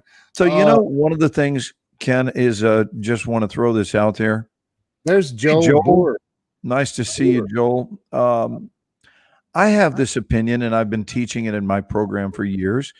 We hear from the medical field, it's the minimum daily requirements. You're just going to have to meet the minimum daily requirement. Yeah. They're talking about your vitamin intake. Yeah. Well, one of the things that the MDR doesn't seem to recognize is the value of humor in your life. And I think that I don't even want to say I think. I want to use more accurate language. I know that people stop playing far too soon. It's like, well, I played when I was a kid, but I stopped that years ago. It's like, well, okay. And how's that going for you now that you have absolutely no play? And how's that going for you? How's it going for you now that you have absolutely no play in your life? How's that going for you? And it's ridiculous. So, people they say that they're going to stop playing because they're too old instead of realizing that they're old because they've stopped playing. It's the other way around. And it's a big recognition. And I don't think taking the 2 weeks a year designated vacation that your company gives you is enough. I don't even think it's close to enough. I think that is such an improper dosage in my view as a doctor. I would say you got to increase your dosage of humor. Start having more fun. Yeah, that's true, Anna. That's true. And look up the story of Norman Cousins sometime, because Norman Cousins, yes, Roxy, laughing out loud can be hysterical. Yeah. Really hysterical. But if you took more time to cultivate the vibration of fun, you would feel better. I mean, you can't wait for life to raise elevate your mood. You elevate your mood. We do. It's up to us to elevate our mood. It's up to us. I've known people who listen to this one. Here's some of the biggest lies. I'm going to give you one big lie tonight, so we don't have to get into a lot of them. Here's a new one to add to the list, Ken, that you've never heard me talk about. You ready? I'm just not a morning person. Don't talk to me till I've had my coffee. And even then, why don't you do me a favor and shut the hell up for at least an hour? Instead of realizing that is a decision. Yeah. It's not the truth, but you've lived in it so long that you've decided it is the truth, and therefore it shows up as the truth. But the reality is, yes, like in Patch Adams, Brian, exactly. The reality is, like, for example, have you ever, you say, he's a good fella. He puts on his pants one leg at a time. I've intentionally put them on both at the same time. I'm talking about jumped into them. I've also, when I told someone before, listen, I got to jump in the shower. And I went into the bathroom and jumped into the shower. I literally jumped into the shower. And I thought, if you're going to tell someone you're going to do it, now I'm not recommending that, especially to you older folks, but just find a way to have a good time living your life. Find an interesting slant that's fun on an otherwise ordinary day, or in an ordinary, the extraordinary treatment of an ordinary moment is what gives you an extraordinary life. Yep. And I can't say that enough. The extraordinary treatment of an ordinary moment is the reason you have an extraordinary life. If you treat every moment in an ordinary manner, don't be surprised when you wind up with an ordinary life. That's not to suggest that anything's wrong with an ordinary life. It isn't. But here's the deal. If you live an ordinary life, but you're yearning for an extraordinary life, but you're not doing anything extraordinary to obtain it, then now you're living like waiting for the tooth fairy to show up, or Ryan Seacrest to show up on your front door to issue your extraordinary life. It's a little bit insane, Ken. Let me add to that, though, because I think, most people, if you say, if money were not part of the equation, if you had all the money you could ever need in your life, ever, how would you define an extraordinary life if money was no object? If you had all of it that you could ever need, what would define an extraordinary life? Most people will probably say, well, I would spend a whole lot more time traveling to places like Hawaii, or you mentioned a place last night, Bogota, Colombia, I think you said, or I would go to, I'd be in Paris, or I'd travel around the world. I'd see things because I think deep down in 99.9999% of all human beings have that desire to see the world,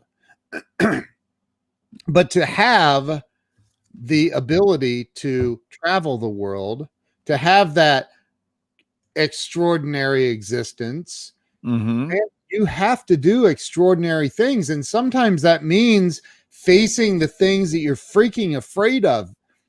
I'm telling you, dude, I have people that are in the Grow Live Academy that have been through, if not a lot of the training, that still are not doing live streaming. And I know they didn't buy it out of sympathy for me. They bought it because they wanted to learn how to live stream, how to build up a social media presence, but they're still not doing it. And not everybody, there's a lot of people that are, but there's a lot of people that aren't. And I think that, for me, it's like, well, what is that? I was talking to Joe Soto about that, and he goes, dude, it's fear. It is 1000% fear. They're afraid of something about going live and getting that extraordinary life that you were just talking about. So anyway, that's just my 2 cents. And the sun right now, it's so beautiful coming up. I'm just looking out because, my top floor, I can see way, way far to the east. And the sun just now is just beginning to come up, and I'm just sitting here watching it. You can see India. That's cool. It's so, I love this time of morning. Look at this. Oh my gosh. I just love, it's just great to watch a sunrise and celebrate it. I love moments like that. Good morning, sun. I greet the sun. I'm one of these odd ducks that talk to the sun regularly and say good morning to it, especially when it rises here at 11:35 p.m. It's almost like it's paid me a special visit. You know what I mean? Right. Wait, Glenn is in India. Glenn is in India. He's- Does anyone look like me like this in India? yes. It is possible, maybe to know, you don't know, but probably I would say there is no one that looks like this in India. Oh my In god. India. That is a voice that I like. I like that.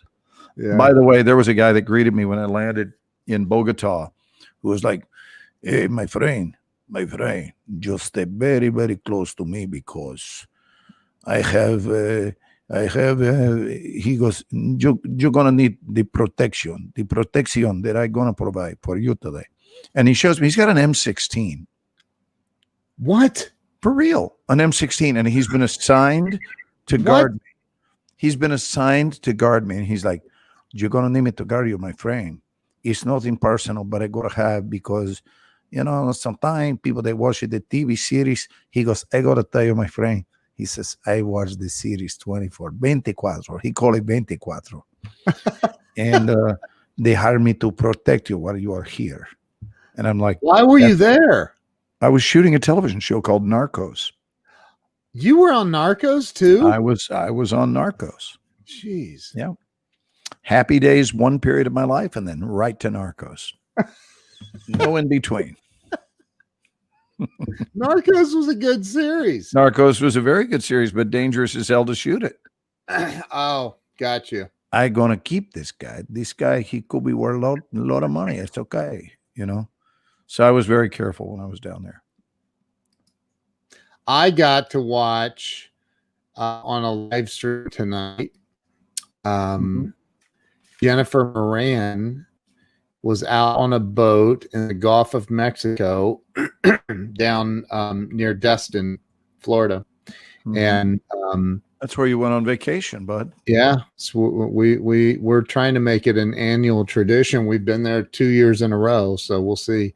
But and she had the sun literally on her live stream. You watch the sun go all the way down and disappear. It was so cool.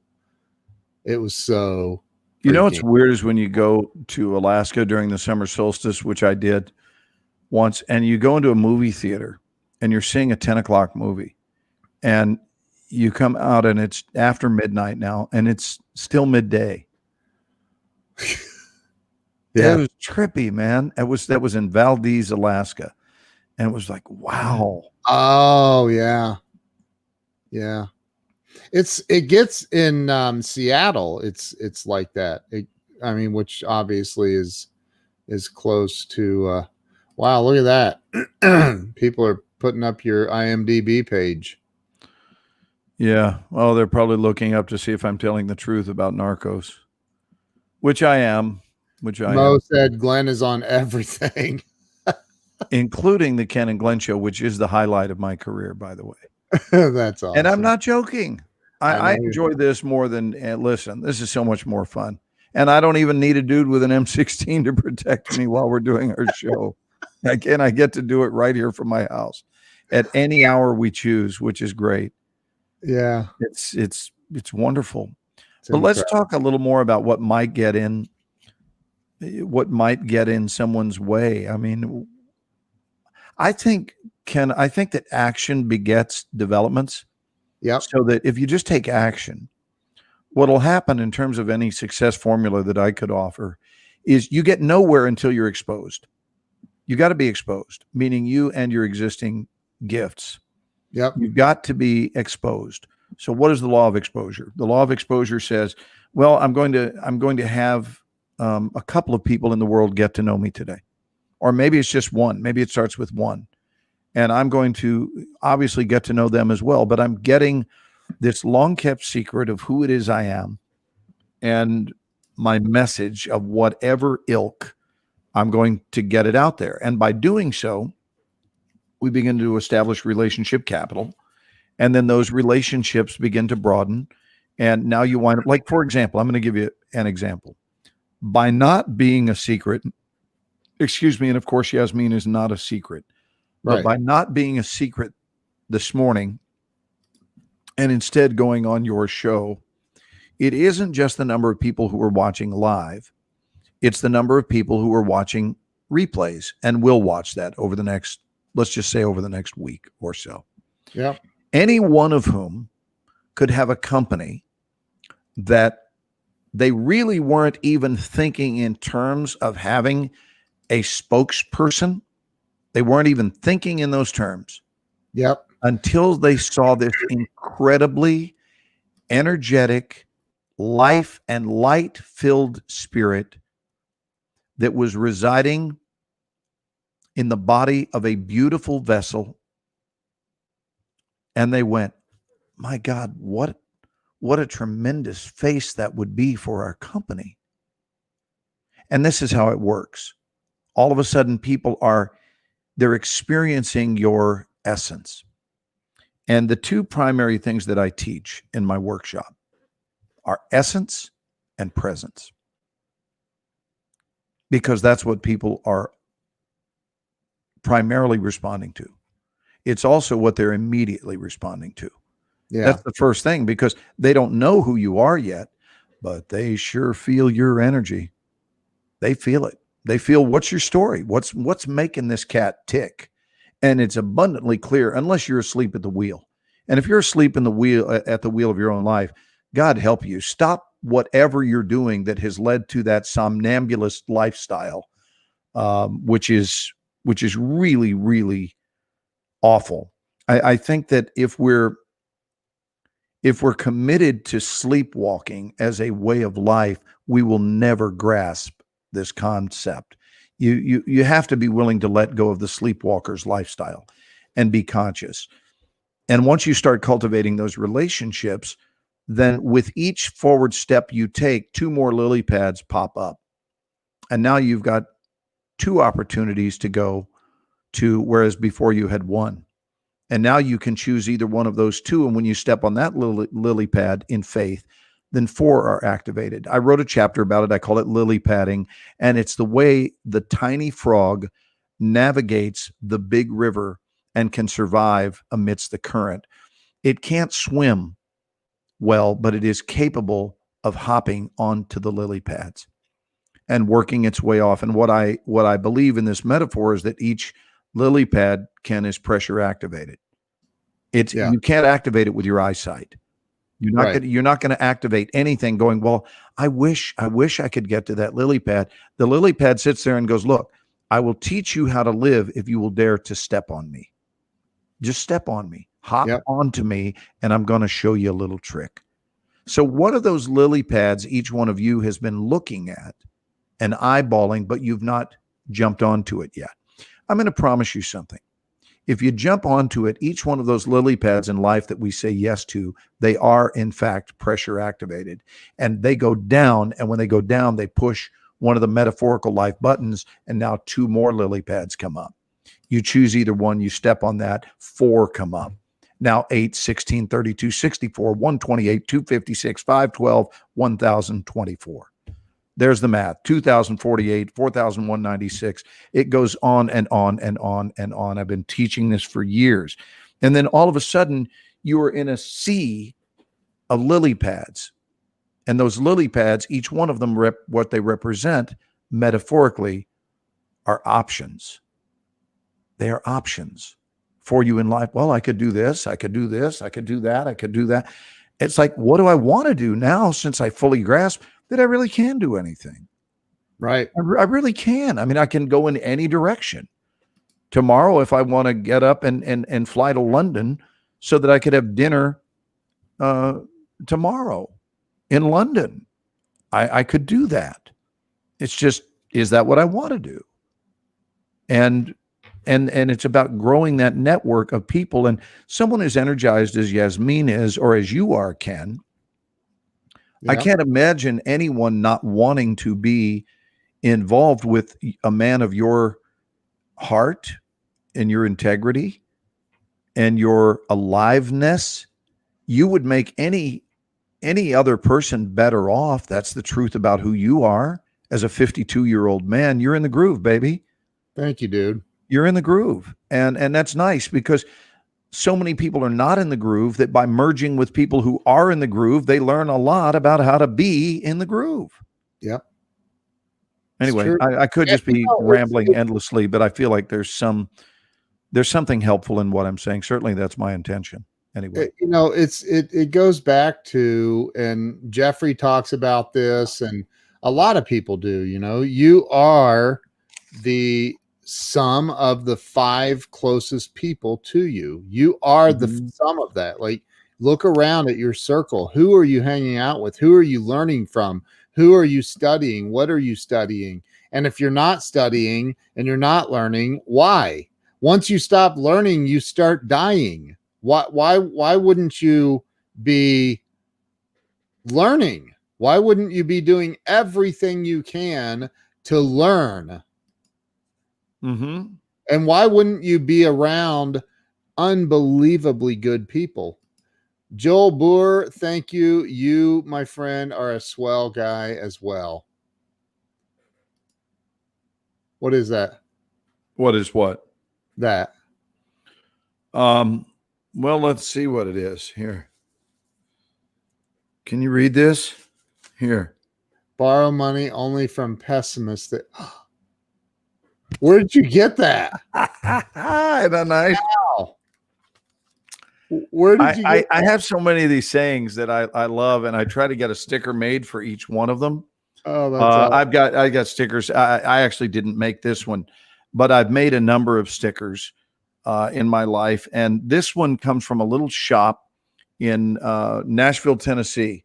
And they have, I'm going to go get my suitcase, I think, and show you guys. Yeah, this is worth seeing. I'm going to go get my suitcase. I want to show you. So here's an example of having fun. This is going to be worth seeing, Ken, and you've never seen my suitcase. I'll be right back. Go get it. Here we go. We're going to see Glenn's suitcase that he uses to, to pack his stuff in and travel. I guess that's what you use it for, right? So what is holding you back? What's stopping you from, and I'm not talking about just doing live streams to do live streams.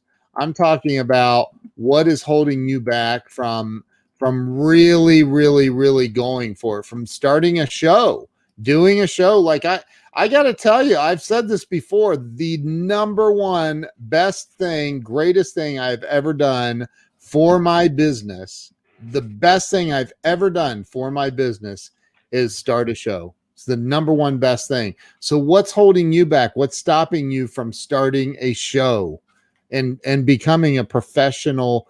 Like, this is literally like you have your own TV channel right here anytime you want it, anytime that you want it. For real. All right, let me go full screen on Glenn again. Here we go. Well, hang on, bud. You're going to get to see me add a new one. Hang on.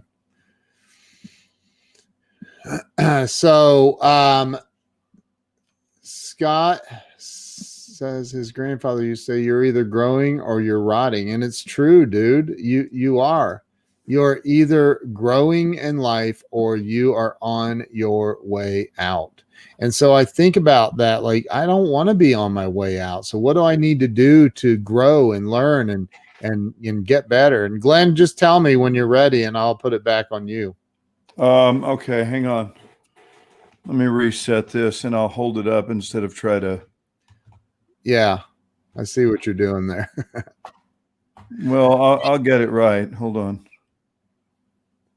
So what are you doing to stretch yourself and really, and like I said, develop a show, develop content, come up with stuff and create your own TV show? Glenn, you ready? I'm ready, baby. Here we go. So listen, meet my suitcase. Okay. This is my suitcase that I travel all over the world with. And I just added that sticker, but go where you're celebrated, not where you're tolerated. Now, mind you, this suitcase, this is not a joke. I have had this suitcase look this way for the last several years. My friend Catherine Hill and I hand decorated it together based on what I thought reflected my value system. And everywhere I go, multiple people stop to talk about. So talk about a marketing strategy where, you know how some people will have a dog to start conversations.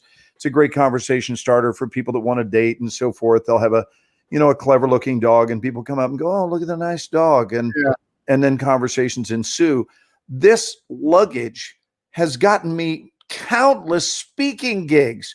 It's gotten me acting jobs where people look at it and they're going, the guy behind this has got to, surely this stands for the way he feels. So now let's journey to the back of the luggage and look at this. Ready? So one at a time. I don't want you to read them all. Let's one at a time. Let me start up here and let you look. If ignorance is bliss, why aren't more people happy? It's great. How about this? Just say no to negativity. How about this? Oh no, not another learning experience. That's awesome. And how about this? I have chosen to be happy because it is good for my health. There is no way somebody could read this luggage. First of all, no one will ever accidentally pick it up.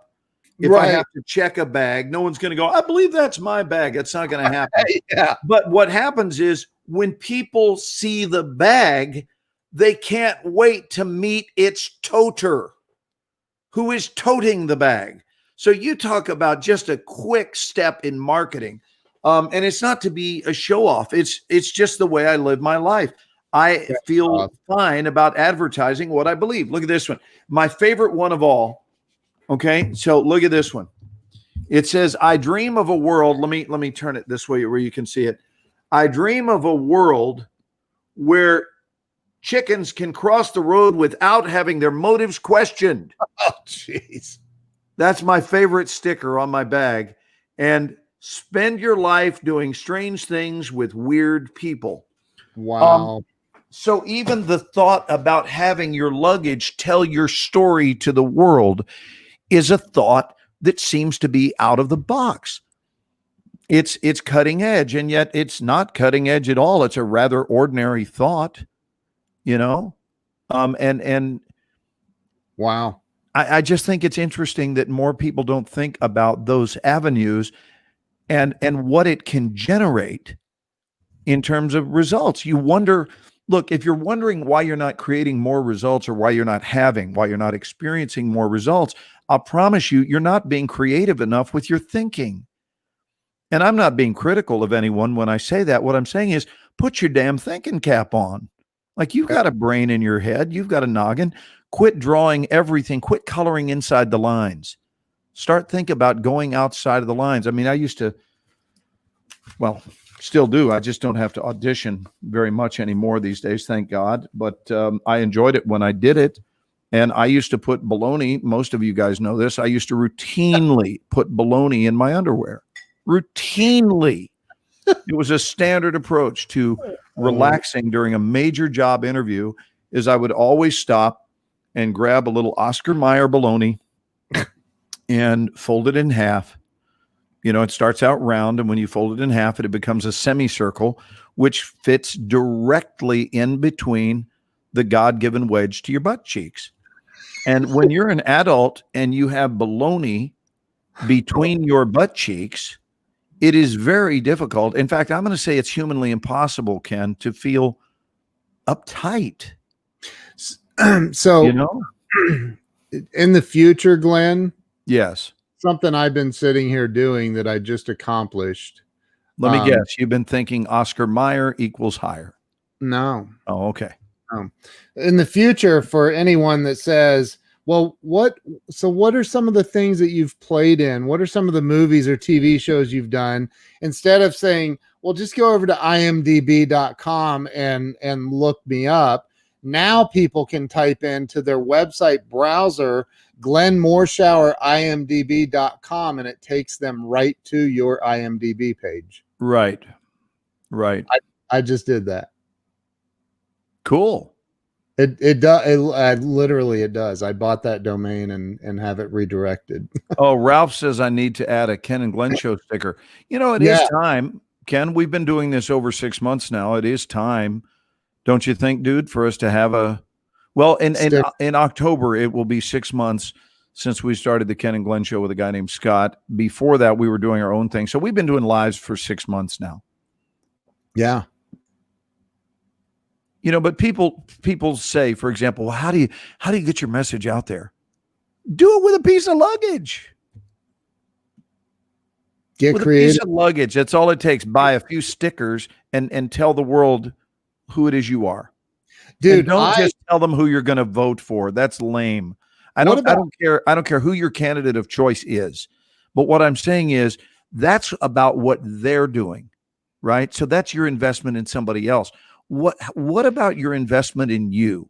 I really mean it when I say I don't care who you vote for, but you telling me who you're going to vote for and put a big sticker on the back bumper of your car or out in front of your house. I want to know about you personally. I don't want to know about your party or who your guy is or who your gal is. I want to know who the guy or gal within you is. Or do you know them well? Right. Do you know them well? Because if you know them well, quit working so hard for everybody else and announcing their candidacy and what they're going to do. How about your candidacy? What office are you running for in life? What I'm going to be really bold, Ken, and put that challenge out. Like, we're all running for some sort of office. Yeah. And the thing is, you're going to be the one who gets to nominate yourself and then ultimately elect yourself. But what office are you declaring your candidacy for? Or are you going to keep living vicariously through others? And I think that's what it comes down to, Ken. I think that you have to feel good about running for office in the matter of your own life. Ralph said he's willing to put the Ken and Glenn show all over his truck. I'm thinking we just pitch some money and we do a complete wrap of Ralph's truck with my face and your face on it, the Ken and Glenn show all the way around on the tailgate, both sides. I mean, we need to find out what a wrap is. No, I know what a wrap. Do it. No, I know, but I'm saying find out what a wrap is, how much it is. Did you not and then send it out there? Hear what I said? I just did for you. I just gifted you something, and you blew past it, like, because I don't think you understood it. No, I didn't. I'm sorry. I literally bought a domain, GlennMorshowerIMDB.com. And I was busy showing off my luggage, and I didn't hear that you bought the domain. I just bought a domain, and I redirected it to your IMDb page. So now, if anybody goes, what's your IMDb page? You can just say GlennMorshowerIMDB.com. Will take you right to my IMDb page. GlennMorshower.im, because we have GlennMorshower.com. GlennMorshowerIMDB.com. Okay, got it. Copy. Thank you, buddy. How much do I owe you for that? Nothing, dude. Cup of coffee. So in our personalized mug, see? Our personalized mug. Yeah. So anyway, dude, I think and here's something else that I set that up. I literally just set that up in about 5 minutes, if that. And people that don't like Ralph Glass, do you own ralphglass.com? And if you don't have ralphglass.com, why not? And if you think, well, I can't afford to have a professional website built, okay, that's fine. I do professional websites. But if you can't do that, at least buy your name and redirect it to your Facebook page, if nothing else. Redirect, like you can go, it's $12 a year to have your own domain. Go buy your domain and redirect it. If for now, start building. If you're like you said, you're running for your own candidacy, right? Yeah. So if you're actually already in office, you are the president of your own existence, and you need to start owning that. Everybody does. And like the suitcase, that's brilliant. It's brilliant to put I travel all over the world. Right. It's brilliant. It's like Craig Duswald said, you know, he He's trying to get a hold. He wants to get a hold of somebody. What's he do? He fills out a blank envelope, a blank white business size envelope, puts their name and address on it, and at the top left-hand corner puts on the return address, his name and address, and then beneath that he adds his cell phone number. And on that, and then he puts nothing in the envelope, closes the envelope, and mails it. Puts a stamp on it and mails it. He said people always open that up and they go and want to know what was supposed to have been in there. Yeah, what was in it? You know, what I thought would be really cool is just to like kind of tear a corner off or something on the where it's supposed to be sealed on the backside. Right. And then they go, well, what was in the envelope? And they flip it over and they look, who did this come from? And oh, well, he put his a phone number on there. Let me call him. He said, and they always call and they go, hey, is this Craig? Yes, it is. Craig, I got this this envelope from you, but what was in it? There was no.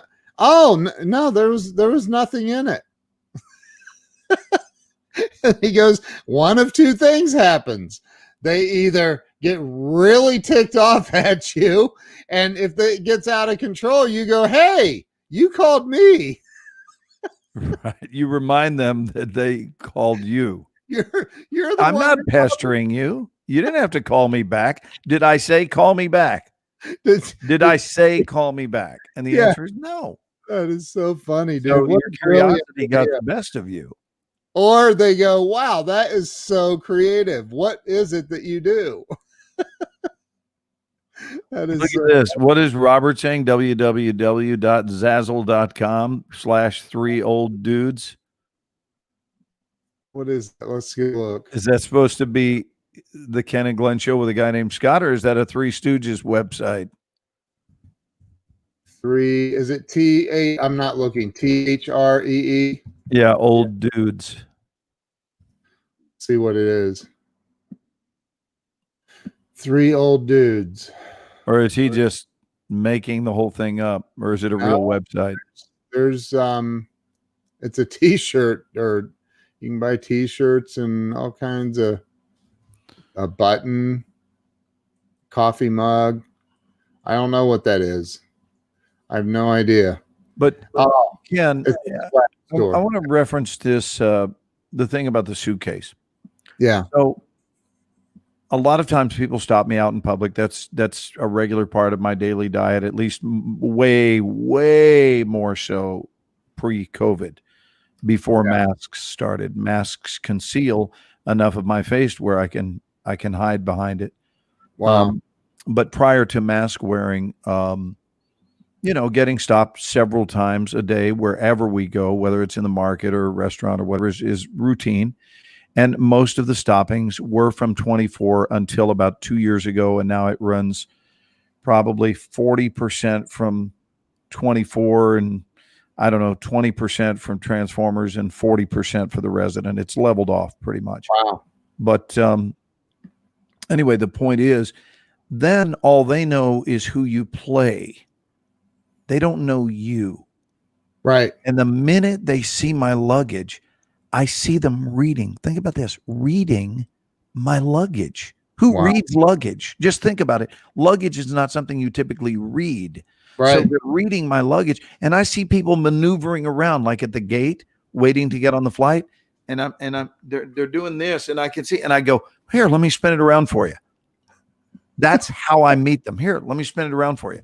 And they look, but they have a sense that they know you now. So they already knew your face. Well, now, and it's an amazing conversation starter. And I'm talking about, there has never been a time when I've flown with these stickers on my luggage that they didn't get commented on. Every single time. And they go, God, that is so true. Especially one that they mention a lot. Go where you're celebrated, not where you're tolerated. I have people looking, going, I really needed to see that today.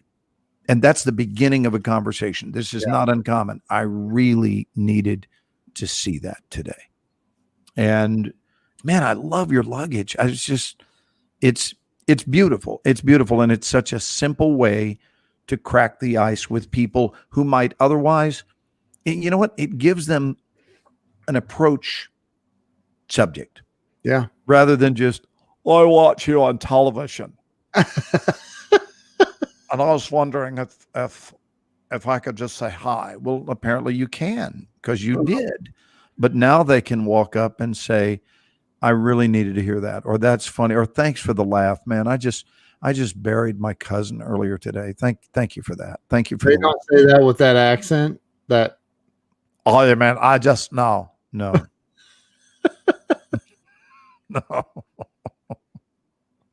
And then here's the thing. Back in Dukes of Hazzard days, these are the people that would stop you and just say, man, I love me some Dukes. I love it. I love it. oh my God. Nobody, rest assured, no one has ever come up and gone, I absolutely am devoted to the Dukes of Hazzard. I never once in my life have missed an episode. Dude, we need to get You just John don't back hear on. that. We need to get John back on. He's a hoot, man. I will guarantee you, John has never said, I never miss an episode. He's never had anyone say that. It was a great show, but it was a great show for a targeted audience, not just for anybody. Do you remember your lines from the show? Sure. Do you? Sure. Let me get back on my stapler. Colin, Bo, and Luke Duke. Colin, Bo, and Luke Duke. It's your old pal, Vern Cook.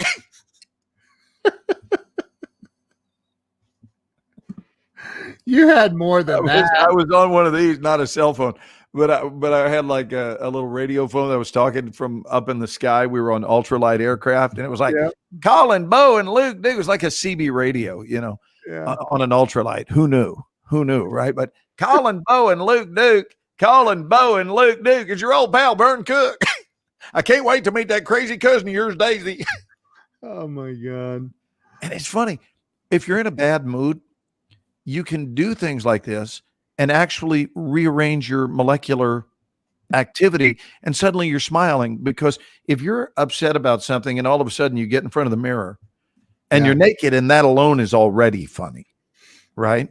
When you have that dicky do moment, which usually happens in your 50s, where you realize your tummy sticks out more than your dicky do, and you look at it and you just start laughing, and all of a sudden you go, Colin, Bo, and Luke Duke. Colin, Bo, and Luke Duke is your old pal, Vern Cook.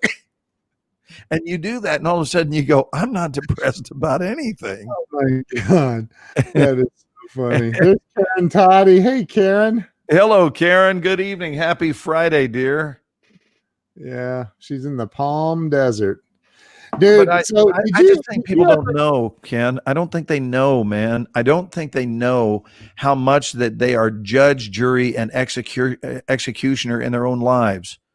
I don't think they know how much. There's a great one, hollering yeehaw.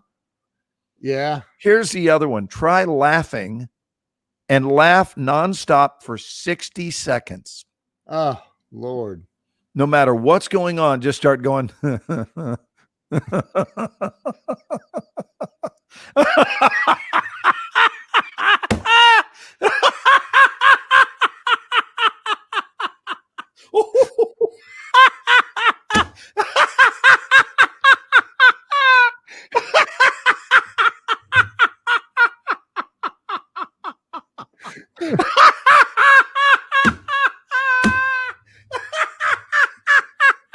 And then stop, and then realize that you've sent so much blood to your head that you do not feel the same.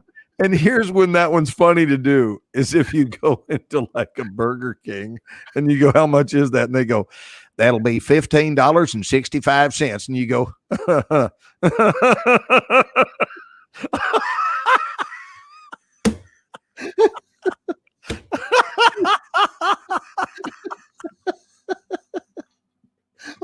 this one's also great when police officers try to give you a ticket, you start laughing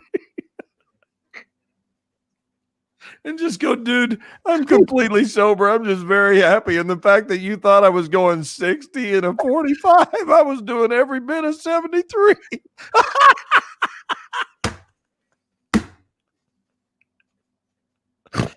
Oh, I just, oh, I And snorted you know what's it. funny? People watching people laugh makes people feel better. It does. It works. does. It's very difficult to be depressed while you're watching people laugh. After a while, you just have to go, Oh, that's funny, man. dude, Funny. is so funny. You just got to have a few of the inside secrets. That's it. The secrets that leave us feeling good. Can You you know? do? Can you do Porky Pigs? I can. You know that. You've seen me I do know. Porky Pig. Come on, It's dude. not a visual bit. It's an audio bit. That's all, folks. Right? And that's what it getting at. It was a weird thing, but yeah, we used to do that when we were kids. What is there? That is from They're Coming to Take Me Away. Ha ha. They're coming to take me away. Ha ha. They're coming to take me away. What's that? What is that from?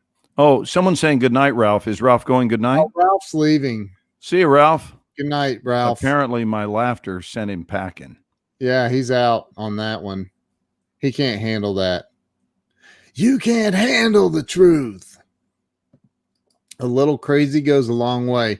Well, dude, it's been 2 hours and 25 minutes and 39 seconds. for God, me. even my laughter sent you packing. I No, love it. I was packing a little I know bit. the clock sent you packing. I know. I know. It's not your. My face hurts from laughing so hard, dude. I love you, bro, and Look at this, Robert. He said he just shook a massive headache. Comforting to hear y'all talk. dude, thanks for being on. Cool. Thank- Drink some water. Drink extra water tonight. A lot of water, dude. Just get Lot of that water going in you. Water's a good thing. It is. 99% of all headaches come from dehydration. Really? Is that a stat you just made up? I've just heard that. I don't know if it's true, but most headaches come from being. Are your dehydrated. jaws sore from laughing? Oh, my face hurts. Yeah. I'm telling you, laughter therapy is really key. If you're bumming, just treat yourself to 60 seconds of crazy laughter, and just watch what it does to your mood. Yeah. It's very uplifting, and this is not about being in denial. It's just about learning some of the secrets to keeping yourself feeling good. That's all. We're saying goodnight. You guys don't need to say goodnight to each other. We're saying goodnight ourselves to all of you. And so we're going to leave with you. So, Ken, you changed sides. There you are. Good night, my friend. Good night, brother. And I'll stay on for another minute or two after we sign off, just so we can say goodnight to each other. Okay. Well, Happy Friday to you guys. Have a terrific weekend. happy Friday. Yeah. And Rob is just getting here. So Rob, we've been on 2.5 hours. Go back and watch some of the replay. I think you'll get a kick out of it. It was good. So thank you guys. Thank you all for being here, for sharing this out, for the love, the laughter, the subscriptions to my YouTube channel. It's pretty amazing. Appreciate y'all. Glenn. Yeah, I'm with you, bro. Just looking at some of these comments, just coming back in and reading them. See you guys. All right, guys, have a lovely weekend. We will see you again. We do have a show on Sunday evenings. We never miss 8 p.m. Eastern, 7 Central, 6 Mountain, 5 Pacific. It's the Ken and Glenn Show with a guy named Scott. And See we you will see you on Sunday night. Night all.